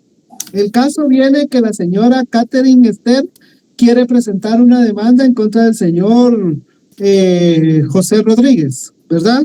Por pensiones alimenticias atrasadas. Bueno, mejor hagámoslo de un juicio civil, porque así pues no estamos con cuentos. Vamos a hacer uno de arrendamiento, porque si no estoy mal, creo que ahorita no viene nada de arrendamiento, creo yo. Entonces hagamos uno sobre arrendamiento. Ahora les digo, el tema del arrendamiento es un juicio sumario, ¿sí? Que el juicio sumario es igual que el ordinario, solo que los plazos son más cortos, ¿ok? Sí, es esa. Es ahí es donde tengo mis ahorros. Yo la otra me lo paso por acá. Ay, ¿qué me dijo el tío? Catherine, solo tiene encendido su micrófono, Catherine. Ay, lo siento, Lee. Perdón, perdón. Ya vimos que tiene ahorros. Ay, no. Ay, no, qué pena. Solo voy a dejar de compartir para silenciar mi micrófono. Ok. Pero ahora ya dejó de compartir, o sea, ya se enojó y no nos va a compartir pantalla.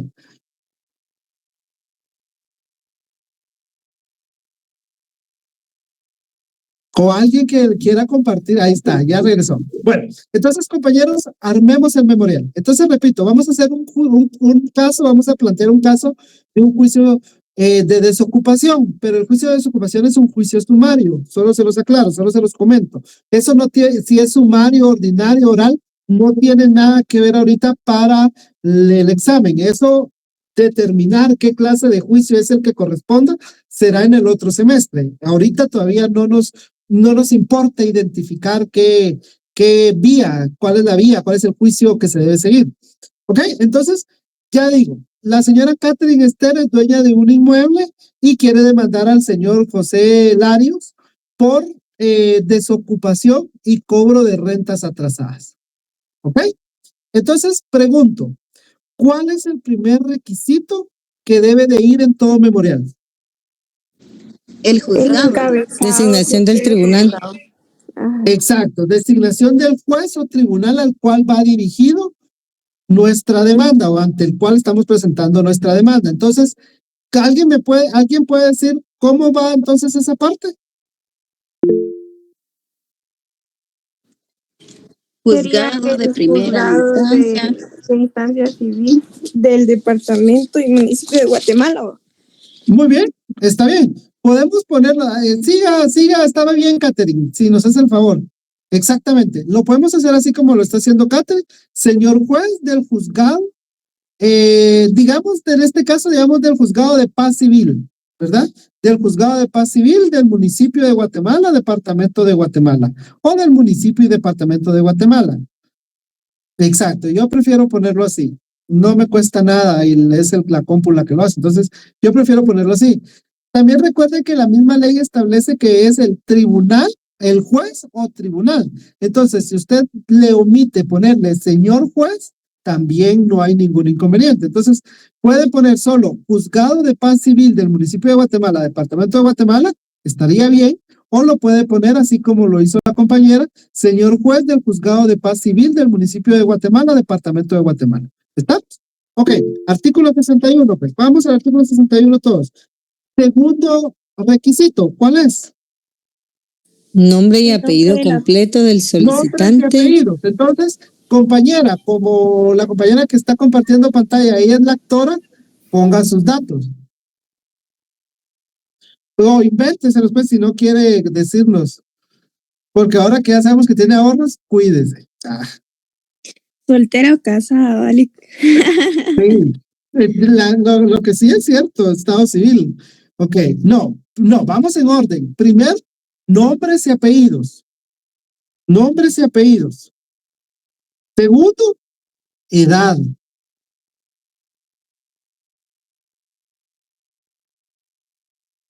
Error. Perdón que la compañera nos está ayudando, pero error. Siempre todo con letras. Eso es algo de notariado. El Código Procesal Civil y Mercantil no lo establece, ¿sí? Pero por técnica lo ponemos con letras. Entonces, y no sea que los jueces a veces saquen requisitos que solo ellos conocen. Entonces, para evitarnos una demanda defectuosa o algo que ni al caso, mejor todo siempre con letras. De 20 años. Lick, ahí no faltaría, digamos, 20 años de edad, porque para poder... No es necesario porque van en el orden que la ley establece. Entonces, solo con ponerlos es suficiente. Pero usted tiene razón, de hecho yo lo pongo. Yo pongo de 20 años de edad.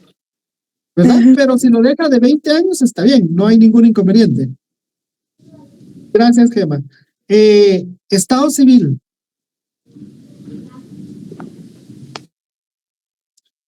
Nacionalidad.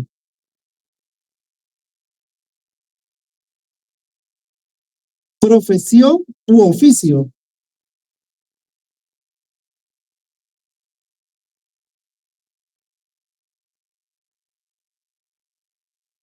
Yo le diría estudiante. Por falta de tiempo no lo vimos, pero aquí ustedes tendrían que saber la diferencia entre profesión, ocupación y oficio, ¿sí? Pero no lo vimos y no da tiempo. Domicilio.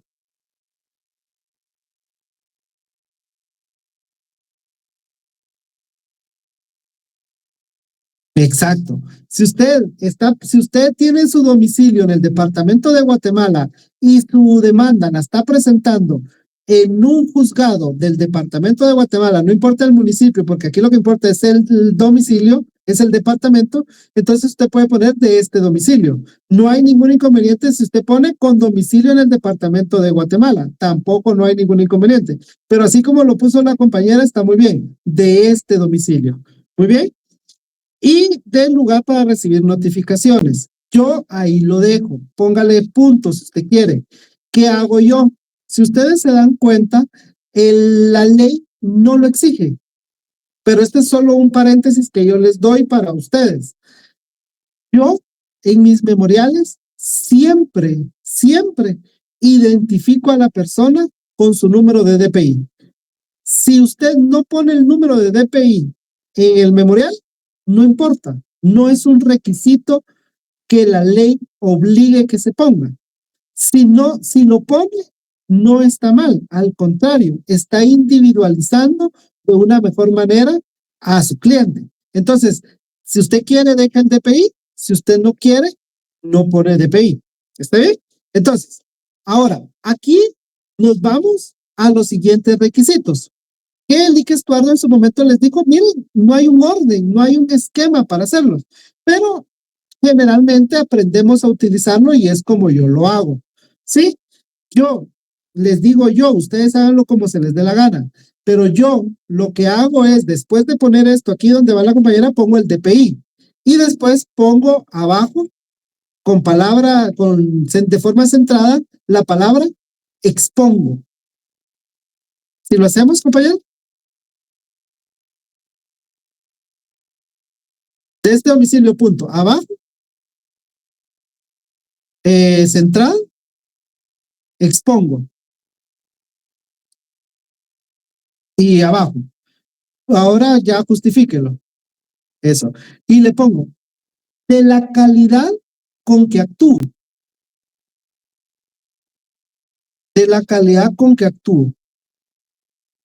Licenciado, disculpe, solo una consulta, no sé si lo dijo, pero el lugar para recibir notificaciones, ¿no lo agregamos? Ahorita voy ahí. ¿Por qué del lugar con que actúo? De la calidad con que actúo. Porque recordemos que si yo estoy actuando en representación de otra persona, en el primer memorial lo tengo que hacer ver. Entonces, yo pongo esto aquí para decirle al juez si estoy actuando en nombre propio o estoy actuando en representación de alguien más. Por ejemplo, si fuera un caso de pensión alimenticia y la mamá es la que está presentando la demanda, yo pongo actúo en mi calidad de progenitor y en ejercicio de la patria potestad de mis hijos menores de edad.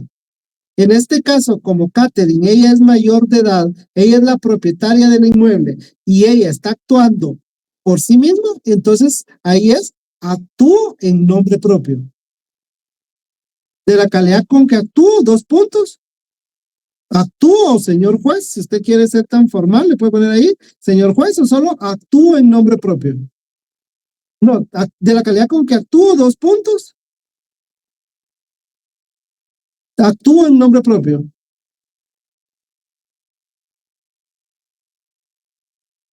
No, de la calidad con que actúo, 2 puntos. Sí, y ahora actúo en nombre propio.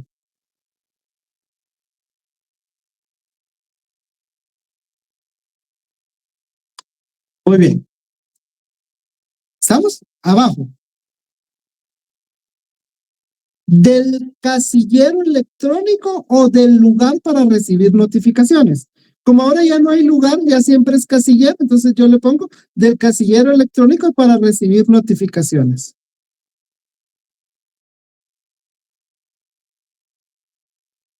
Dos puntos. Señalo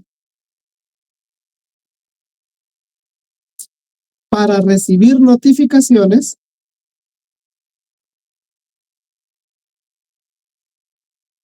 El casillero electrónico. Y por ejemplo, el mío es más o menos OS, O mayúscula, S mayúscula, 0000. Sí, pero póngalo con letras. Lo puede poner así. Yo lo que hago es ponerlo con letras y entre paréntesis lo pongo con números. Pero si usted quiere ponerlo solo con números, pero ponga 000 5 ceros. 2150.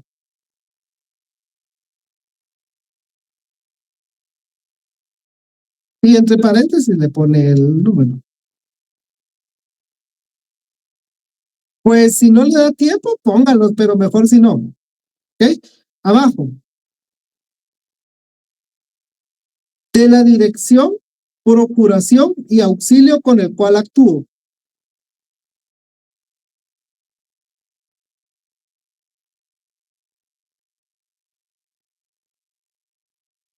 Ahora entonces ponga, actúo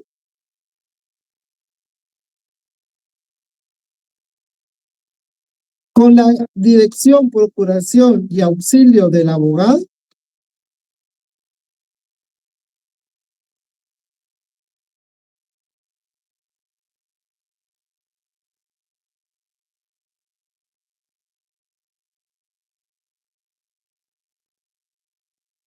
Y ponga si quiere mi nombre, Osman Leonel Sandoval Sandoval.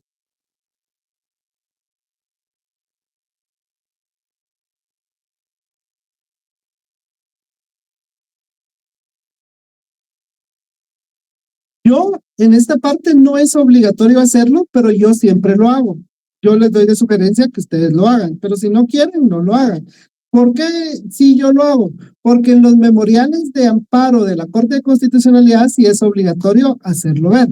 Entonces yo pongo ahí, actúo con la dirección, auxilio y dirección del abogado Osman Leonel Sandoval Sandoval, colegiado activo, número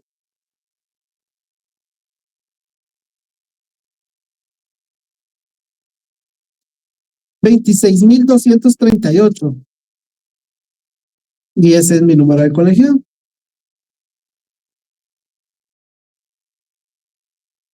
¿Sí? Le repito, ese no es un requisito obligatorio, pero si lo ponen es mejor. ¿Ok? De la dirección ahora. Sea abajo.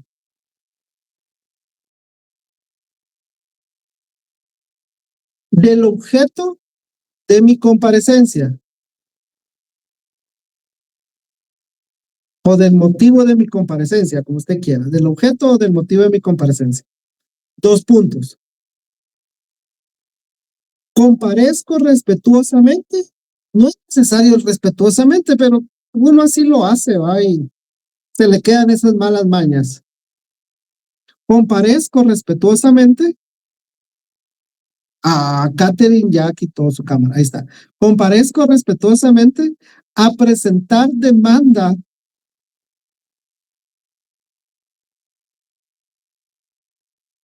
de desocupación y cobro de rentas atrasadas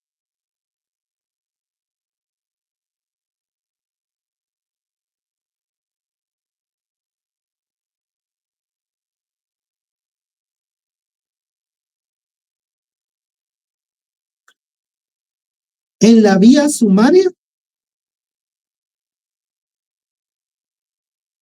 porque es un juicio sumario, ¿verdad? Pero pues no es necesario que lo ponga. En la vía sumaria, en contra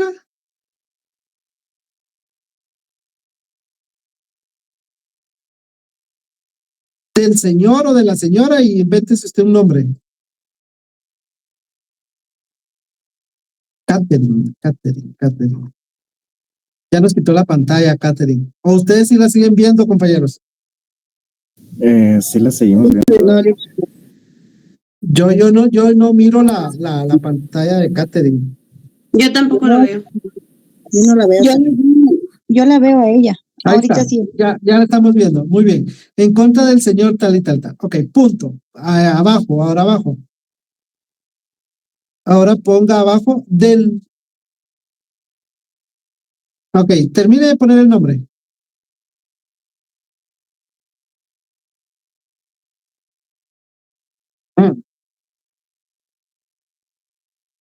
Catherine, ya no vemos su pantalla. Bueno, ahí está. Ahora, del lugar para notificar al demandado.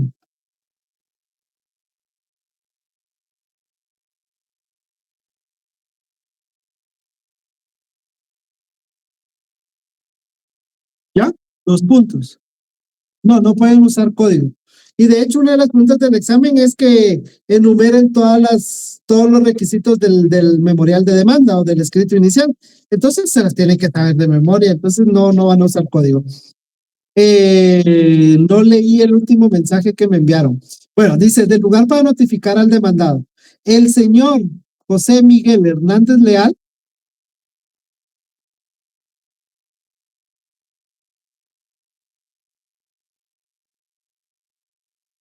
de quien desconozco su residencia,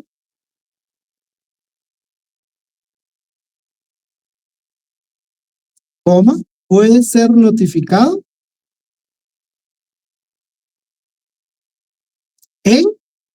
y usted invéntese una dirección.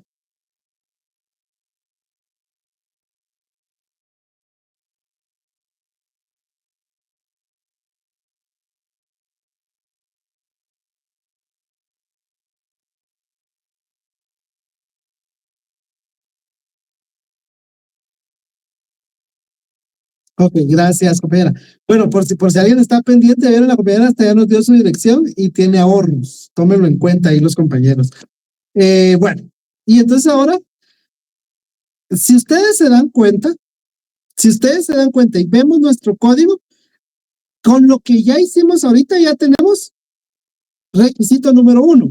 Subamos, Catherine, por favor. Y yo le sugiero que entre el nombre del juzgado y los datos del demandante, quite ese espacio, no es necesario. Si lo deja, tampoco no pasa nada, pero siempre hay que tener cuidado con esos espacios ahí innecesarios, ¿ok? Entonces, tenemos el requisito número 1, designación del juez o tribunal. Señor juez del juzgado de paz civil del municipio de Guatemala, departamento de Guatemala.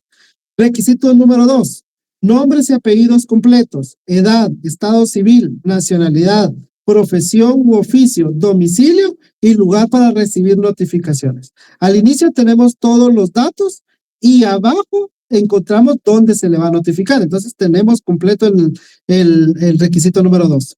El requisito número 13 se va después. El número 4 va después. De ahí nos vamos al requisito número 5. Bajemos, por favor, Catherine, perdón. Bajemos.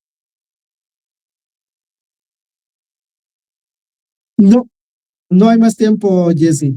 Y de ahí tenemos requisito número 5. Nombres y apellidos y residencia de quien se reclama el derecho. Si se ignorara la residencia, se hará constar. Entonces tenemos, ¿a quién vamos a demandar? Nombres y apellidos, sí. José Miguel Hernández Leal.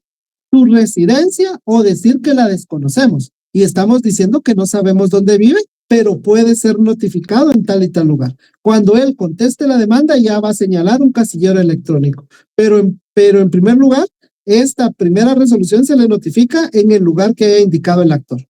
¿Estamos? Ok, ahora nos vamos a los hechos. Entonces bajemos y de forma centrada pongámosle hechos. Hay quienes ponen ahí, por lo que comparezco de conformidad con los siguientes hechos. Yo solo le pongo hechos y me voy. Y ahora justifique y ponga 1. ¿De qué se trata el juicio? De una señora que es propietaria de un inmueble y que ahora no le pagaron y la señora los quiere sacar y que le paguen. Entonces, en primer lugar, la señora tiene que decir, señor juez, hechos, soy propietaria.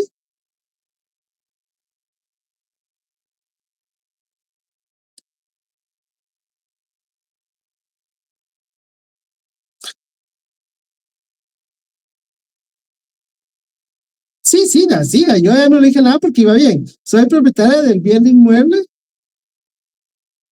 ubicado o inscrito, dele, está bien.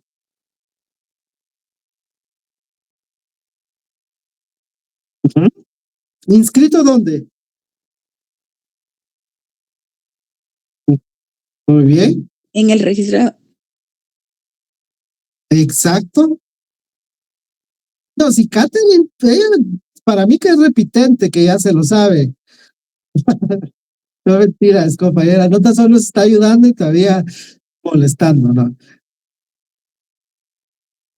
Puede poner finca 1, folio 1 del libro 1, no pasa nada. Exacto. De ahí solo le faltó del libro 5 de Guatemala. Exacto, de Guatemala. O de poner algunos de la zona central. Ubicado, puede volver a copiar y pegar la dirección arriba indicada. Copy y pegue. Eso.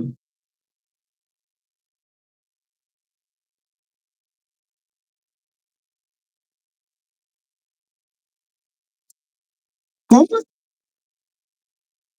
Lo cual acredito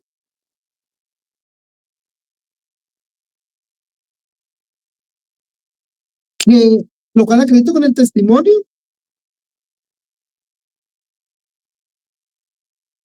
Con el testimonio, lo cual acredito. Perdón, está bien. Estaba bien. No había leído la palabra mediante, perdón. Lo cual acredito mediante el testimonio que adjunto al presente escrito. Y si usted quiere, le pone y que individualizo en su respectivo apartado. Pero si no, solo así. Y que individualizo en su respectivo apartado. ¿Por qué? Porque ese testimonio después usted lo va a adjuntar como medio de prueba para demostrar que la persona es la dueña de esa casa y por lo tanto tiene legitimación como propietaria de esa casa. ¿Ok? 2. Ahora vámonos a 2. Ella ya dijo en primer lugar que ella es la dueña de la casa, pero ella esa casa que hizo la alquiló. Entonces tiene que explicar cómo se dio eso. Entonces ya pone con fecha, si usted quiere ponga así con fecha, si usted quiere póngale 1 de enero del presente año, del año 2025.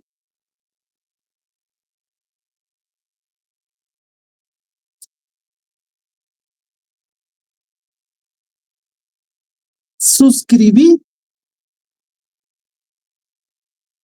contrato de arrendamiento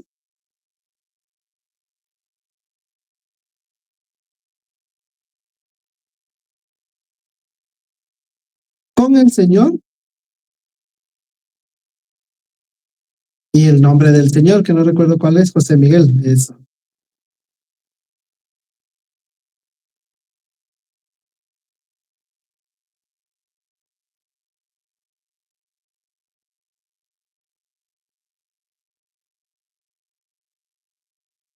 En virtud del cual, por el plazo de 1 año,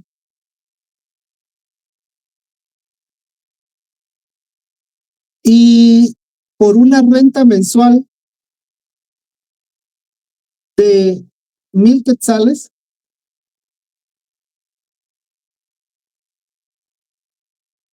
tiene arrendamiento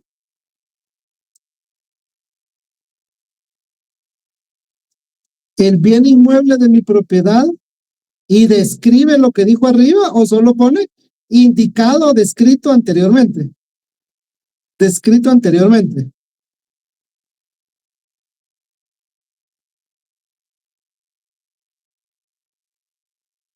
Punto. Número 3. Resulta, señor juez, así póngale, porque usted le está como contando una historia, como que usted le estuviera contando, ¿va? Fíjese, señor juez, que no me paga, ¿va? Solo que se lo va a poner en el memorial. Resulta, señor juez, que a la presente fecha, bueno, aquí en lo del contrato también hay que ponerle anteriormente y se le pone lo cual acredito con el contrato, con la copia simple legalizada del contrato o del acta notarial o del documento privado, donde conste ¿cómo se llama, verdad? Pero solo lo ponen lo cual acredito con el documento que adjunto al presente escrito, ¿verdad? Si usted quiere, en el numeral 2 al final. Porque eso también lo tiene que acreditar. ¿Y cómo lo va a acreditar? Pues con el contrato. Solo que usted se lo va a decir al juez. Mire, Yo soy dueña de una casa y le acredito con el testimonio de la escritura. Y en arrendamiento de esa casa, lo cual le acredito. Usted le tiene que ir explicando y le demostrándole al juez todo. Del contrato de arrendamiento, ahí está. Que adjunto al presente escrito.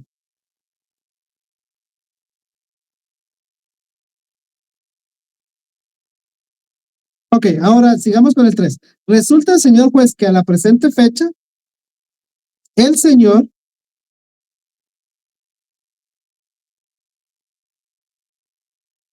ha incumplido con el pago de 3 rentas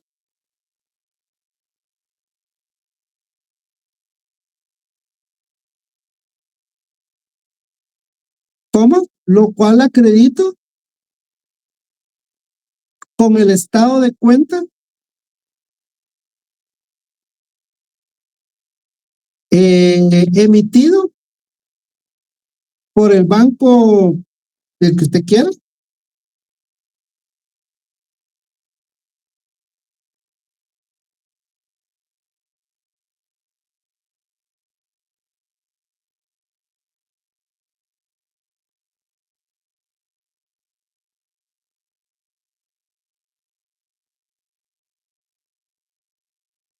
De la cuenta de depósitos monetarios o de ahorros, número tal y tal.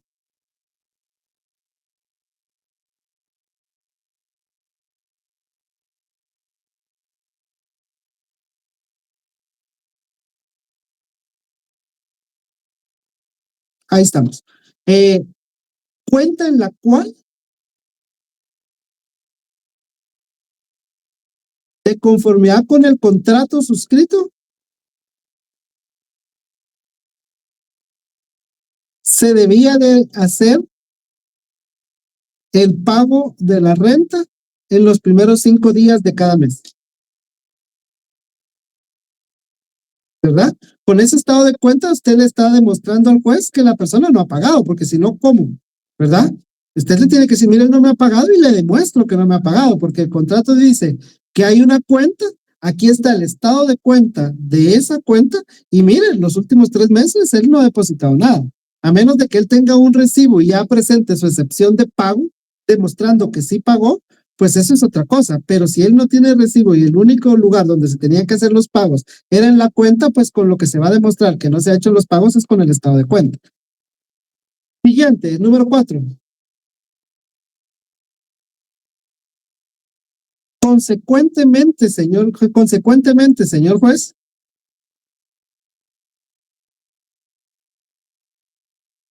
en virtud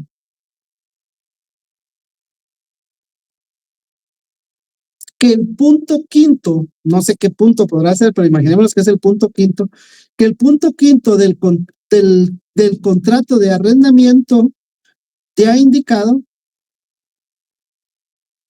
establece que ante la falta de pago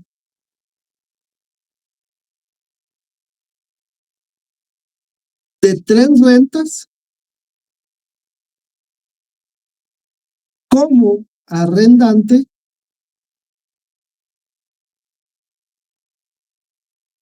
tengo el derecho de dar por finalizado el contrato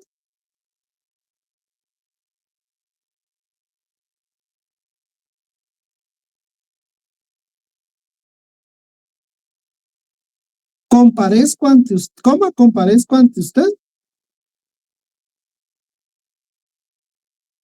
a solicitar el desahucio o desalojo.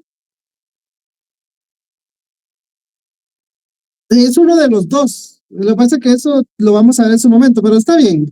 A solicitar el desahucio o el desalojo, está bien. Y de las personas que habitan el bien inmueble de mi propiedad, así como el cobro de las rentas que a la presente fecha se deben.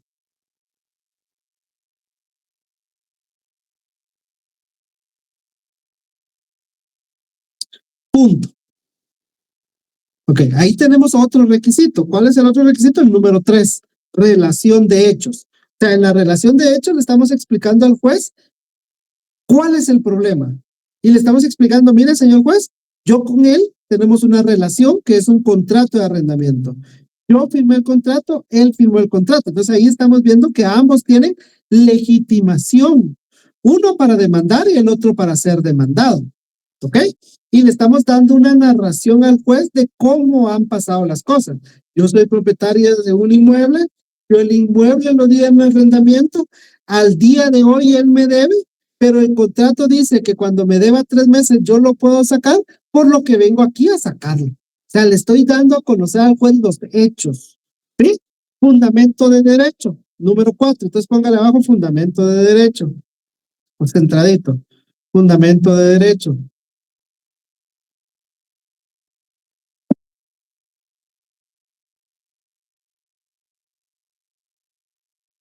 ¿Ya? Bueno, en todos lados lo que se hace, y ya lo dijo el Lick y yo estoy de acuerdo con ello, es que en la mala práctica, pero ahorita no tenemos tiempo para ver eso, pero solo se los comento, en la mala práctica lo único que se hace es transcribir los artículos que a nuestro entender son los que nos sirven en este proceso, ¿sí? No voy a poner aquí artículos del matrimonio porque no me sirven. No voy a poner aquí artículos de la patria potestad porque no es un juicio de patria potestad. No voy a poner artículos de alimentos, porque no tiene nada que ver con alimentos este proceso. Yo tengo que agarrar mis leyes y ver cuáles son los artículos que tienen relación con este proceso. Pero les repito, no se trataría de solo transcribir los artículos. Lo que en realidad se trata es de hacer una interpretación de cómo esos artículos me facultan a mí para poder demandar. Eso es lo que hay que hacer, una explicación de esos artículos. Pero en la práctica, y no le van a rechazar nunca un memorial, por lo contrario, lo único que se hace es transcribir los artículos. Entonces, de cajón siempre tenemos artículo 28 y 29 de la Constitución. ¿Sí? Artículo 28 y 29 de la Constitución, los cuales establecen y ya ustedes transcriben ahí el artículo. Artículo 28 de la Constitución y ponen lo que dice el artículo. Artículo 29 de la Constitución y ponen lo que dice el artículo 29 de la Constitución, ¿ok? ¿Qué otros artículos nos interesan? En primer lugar, nos interesa derecho de petición. Póngale puntos suspensivos, porque si no, no lo vamos a terminar hoy. Exacto, y ahí ustedes ponen lo que sigue. Ya dije que otro artículo nos sirve, les dije el 29, pero por falta de tiempo lo dejamos ahí. Pongamos ahora artículo 188. La compañera ya se enojó que ya está escribiendo malas palabras. Artículo 1880 del Código Civil.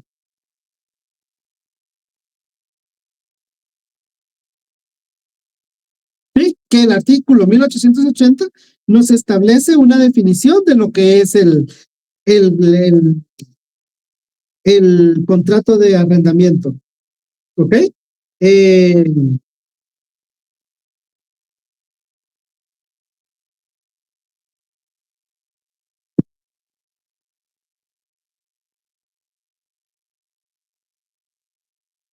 Muy bien, solo permítanme. 1903, artículo 1903 del Código Civil.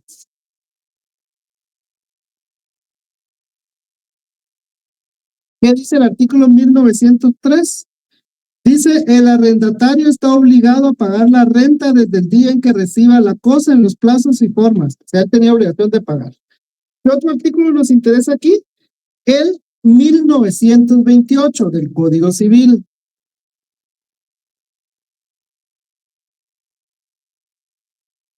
(1929) del Código Civil.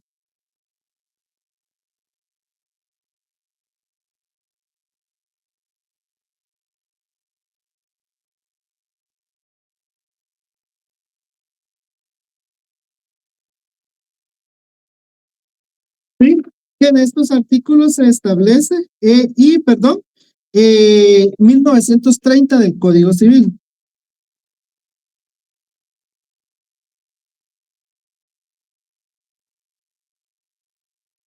¿Qué dice el 1930? Numeral 1. Si el arrendador o arrendatario faltan al cumplimiento de sus respectivas obligaciones, como en este caso el arrendatario no ha pagado, entonces eso faculta para poder iniciar un juicio de este tipo. Ahora ya tenemos la ley sustantiva. ¿Qué artículos del Código Procesal Civil y Mercantil nos pudieran servir en este caso? Nos sirve solo para terminarlo ya. El artículo, permítame,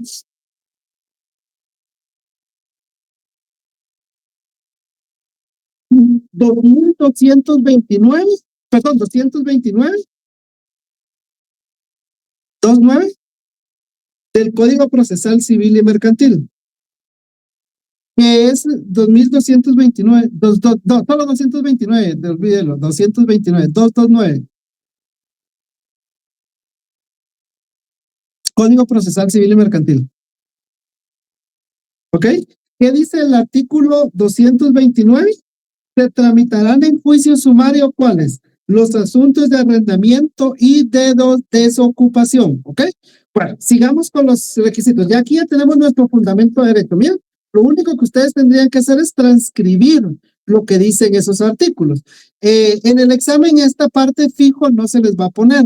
¿Por qué? Porque obviamente no van a tener ley a la mano para poderlo hacer. En el final a lo mejor sí, pero para mañana, para el día del examen no, porque no se les permite usar códigos, entonces esta parte no la van a tener que hacer, lo del fundamento de derecho. Pero lo hice porque estamos haciendo todo el memorial. Bueno, entonces ya tenemos aquí otro requisito, fundamento de derecho. Número 5, ya lo habíamos puesto. Nombres y apellidos y residencia del demandado. Número 6, petición en términos precisos. Pero antes de poner la petición, pongamos siguiente abajo, prueba.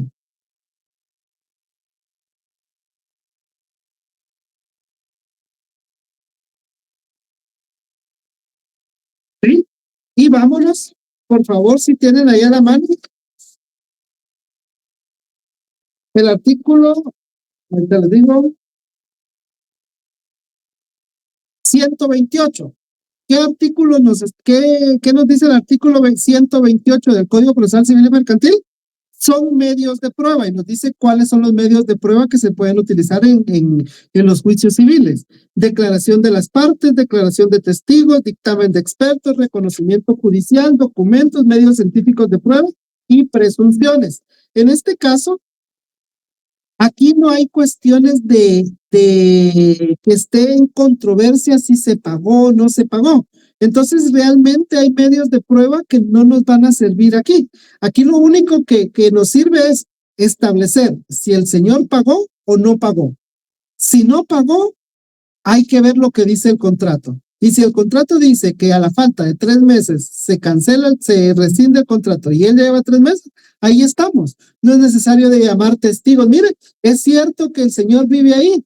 Eso no nos interesa establecer porque ya hay un contrato de arrendamiento, ¿sí? No es necesario que la persona sea llamada como declaración de parte y que el mismo demandado se le pregunte, mire, diga si es cierto que usted a la presente fecha no ha pagado.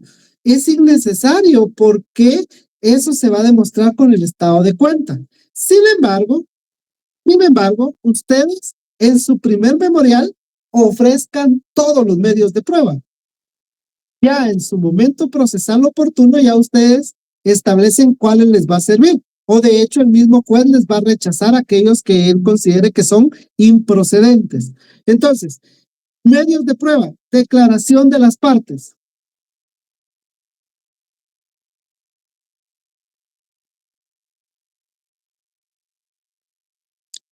Dos, declaración de testigos. Aquí solo los vamos a enumerar porque le digo, usted solo le está ofreciendo al juez qué pruebas va a presentar durante el juicio. Declaración de las partes. Yo lo que hago es que desde mi primer memorial describo quién es la parte que tiene que ir a declarar y digo que se le tiene que citar bajo apercibimiento de que si no llega se le tendrá por confesa. Entonces, no lo ponga, compañera, solo lo estoy explicando. Yo, por ejemplo, pusiera declaración de las partes y pusiera abajo, declaración que deberá prestar de forma personal y no por medio de apoderado, el demandado, el señor Luis Miguel, creo que se llamaba, ¿quién deberá responder?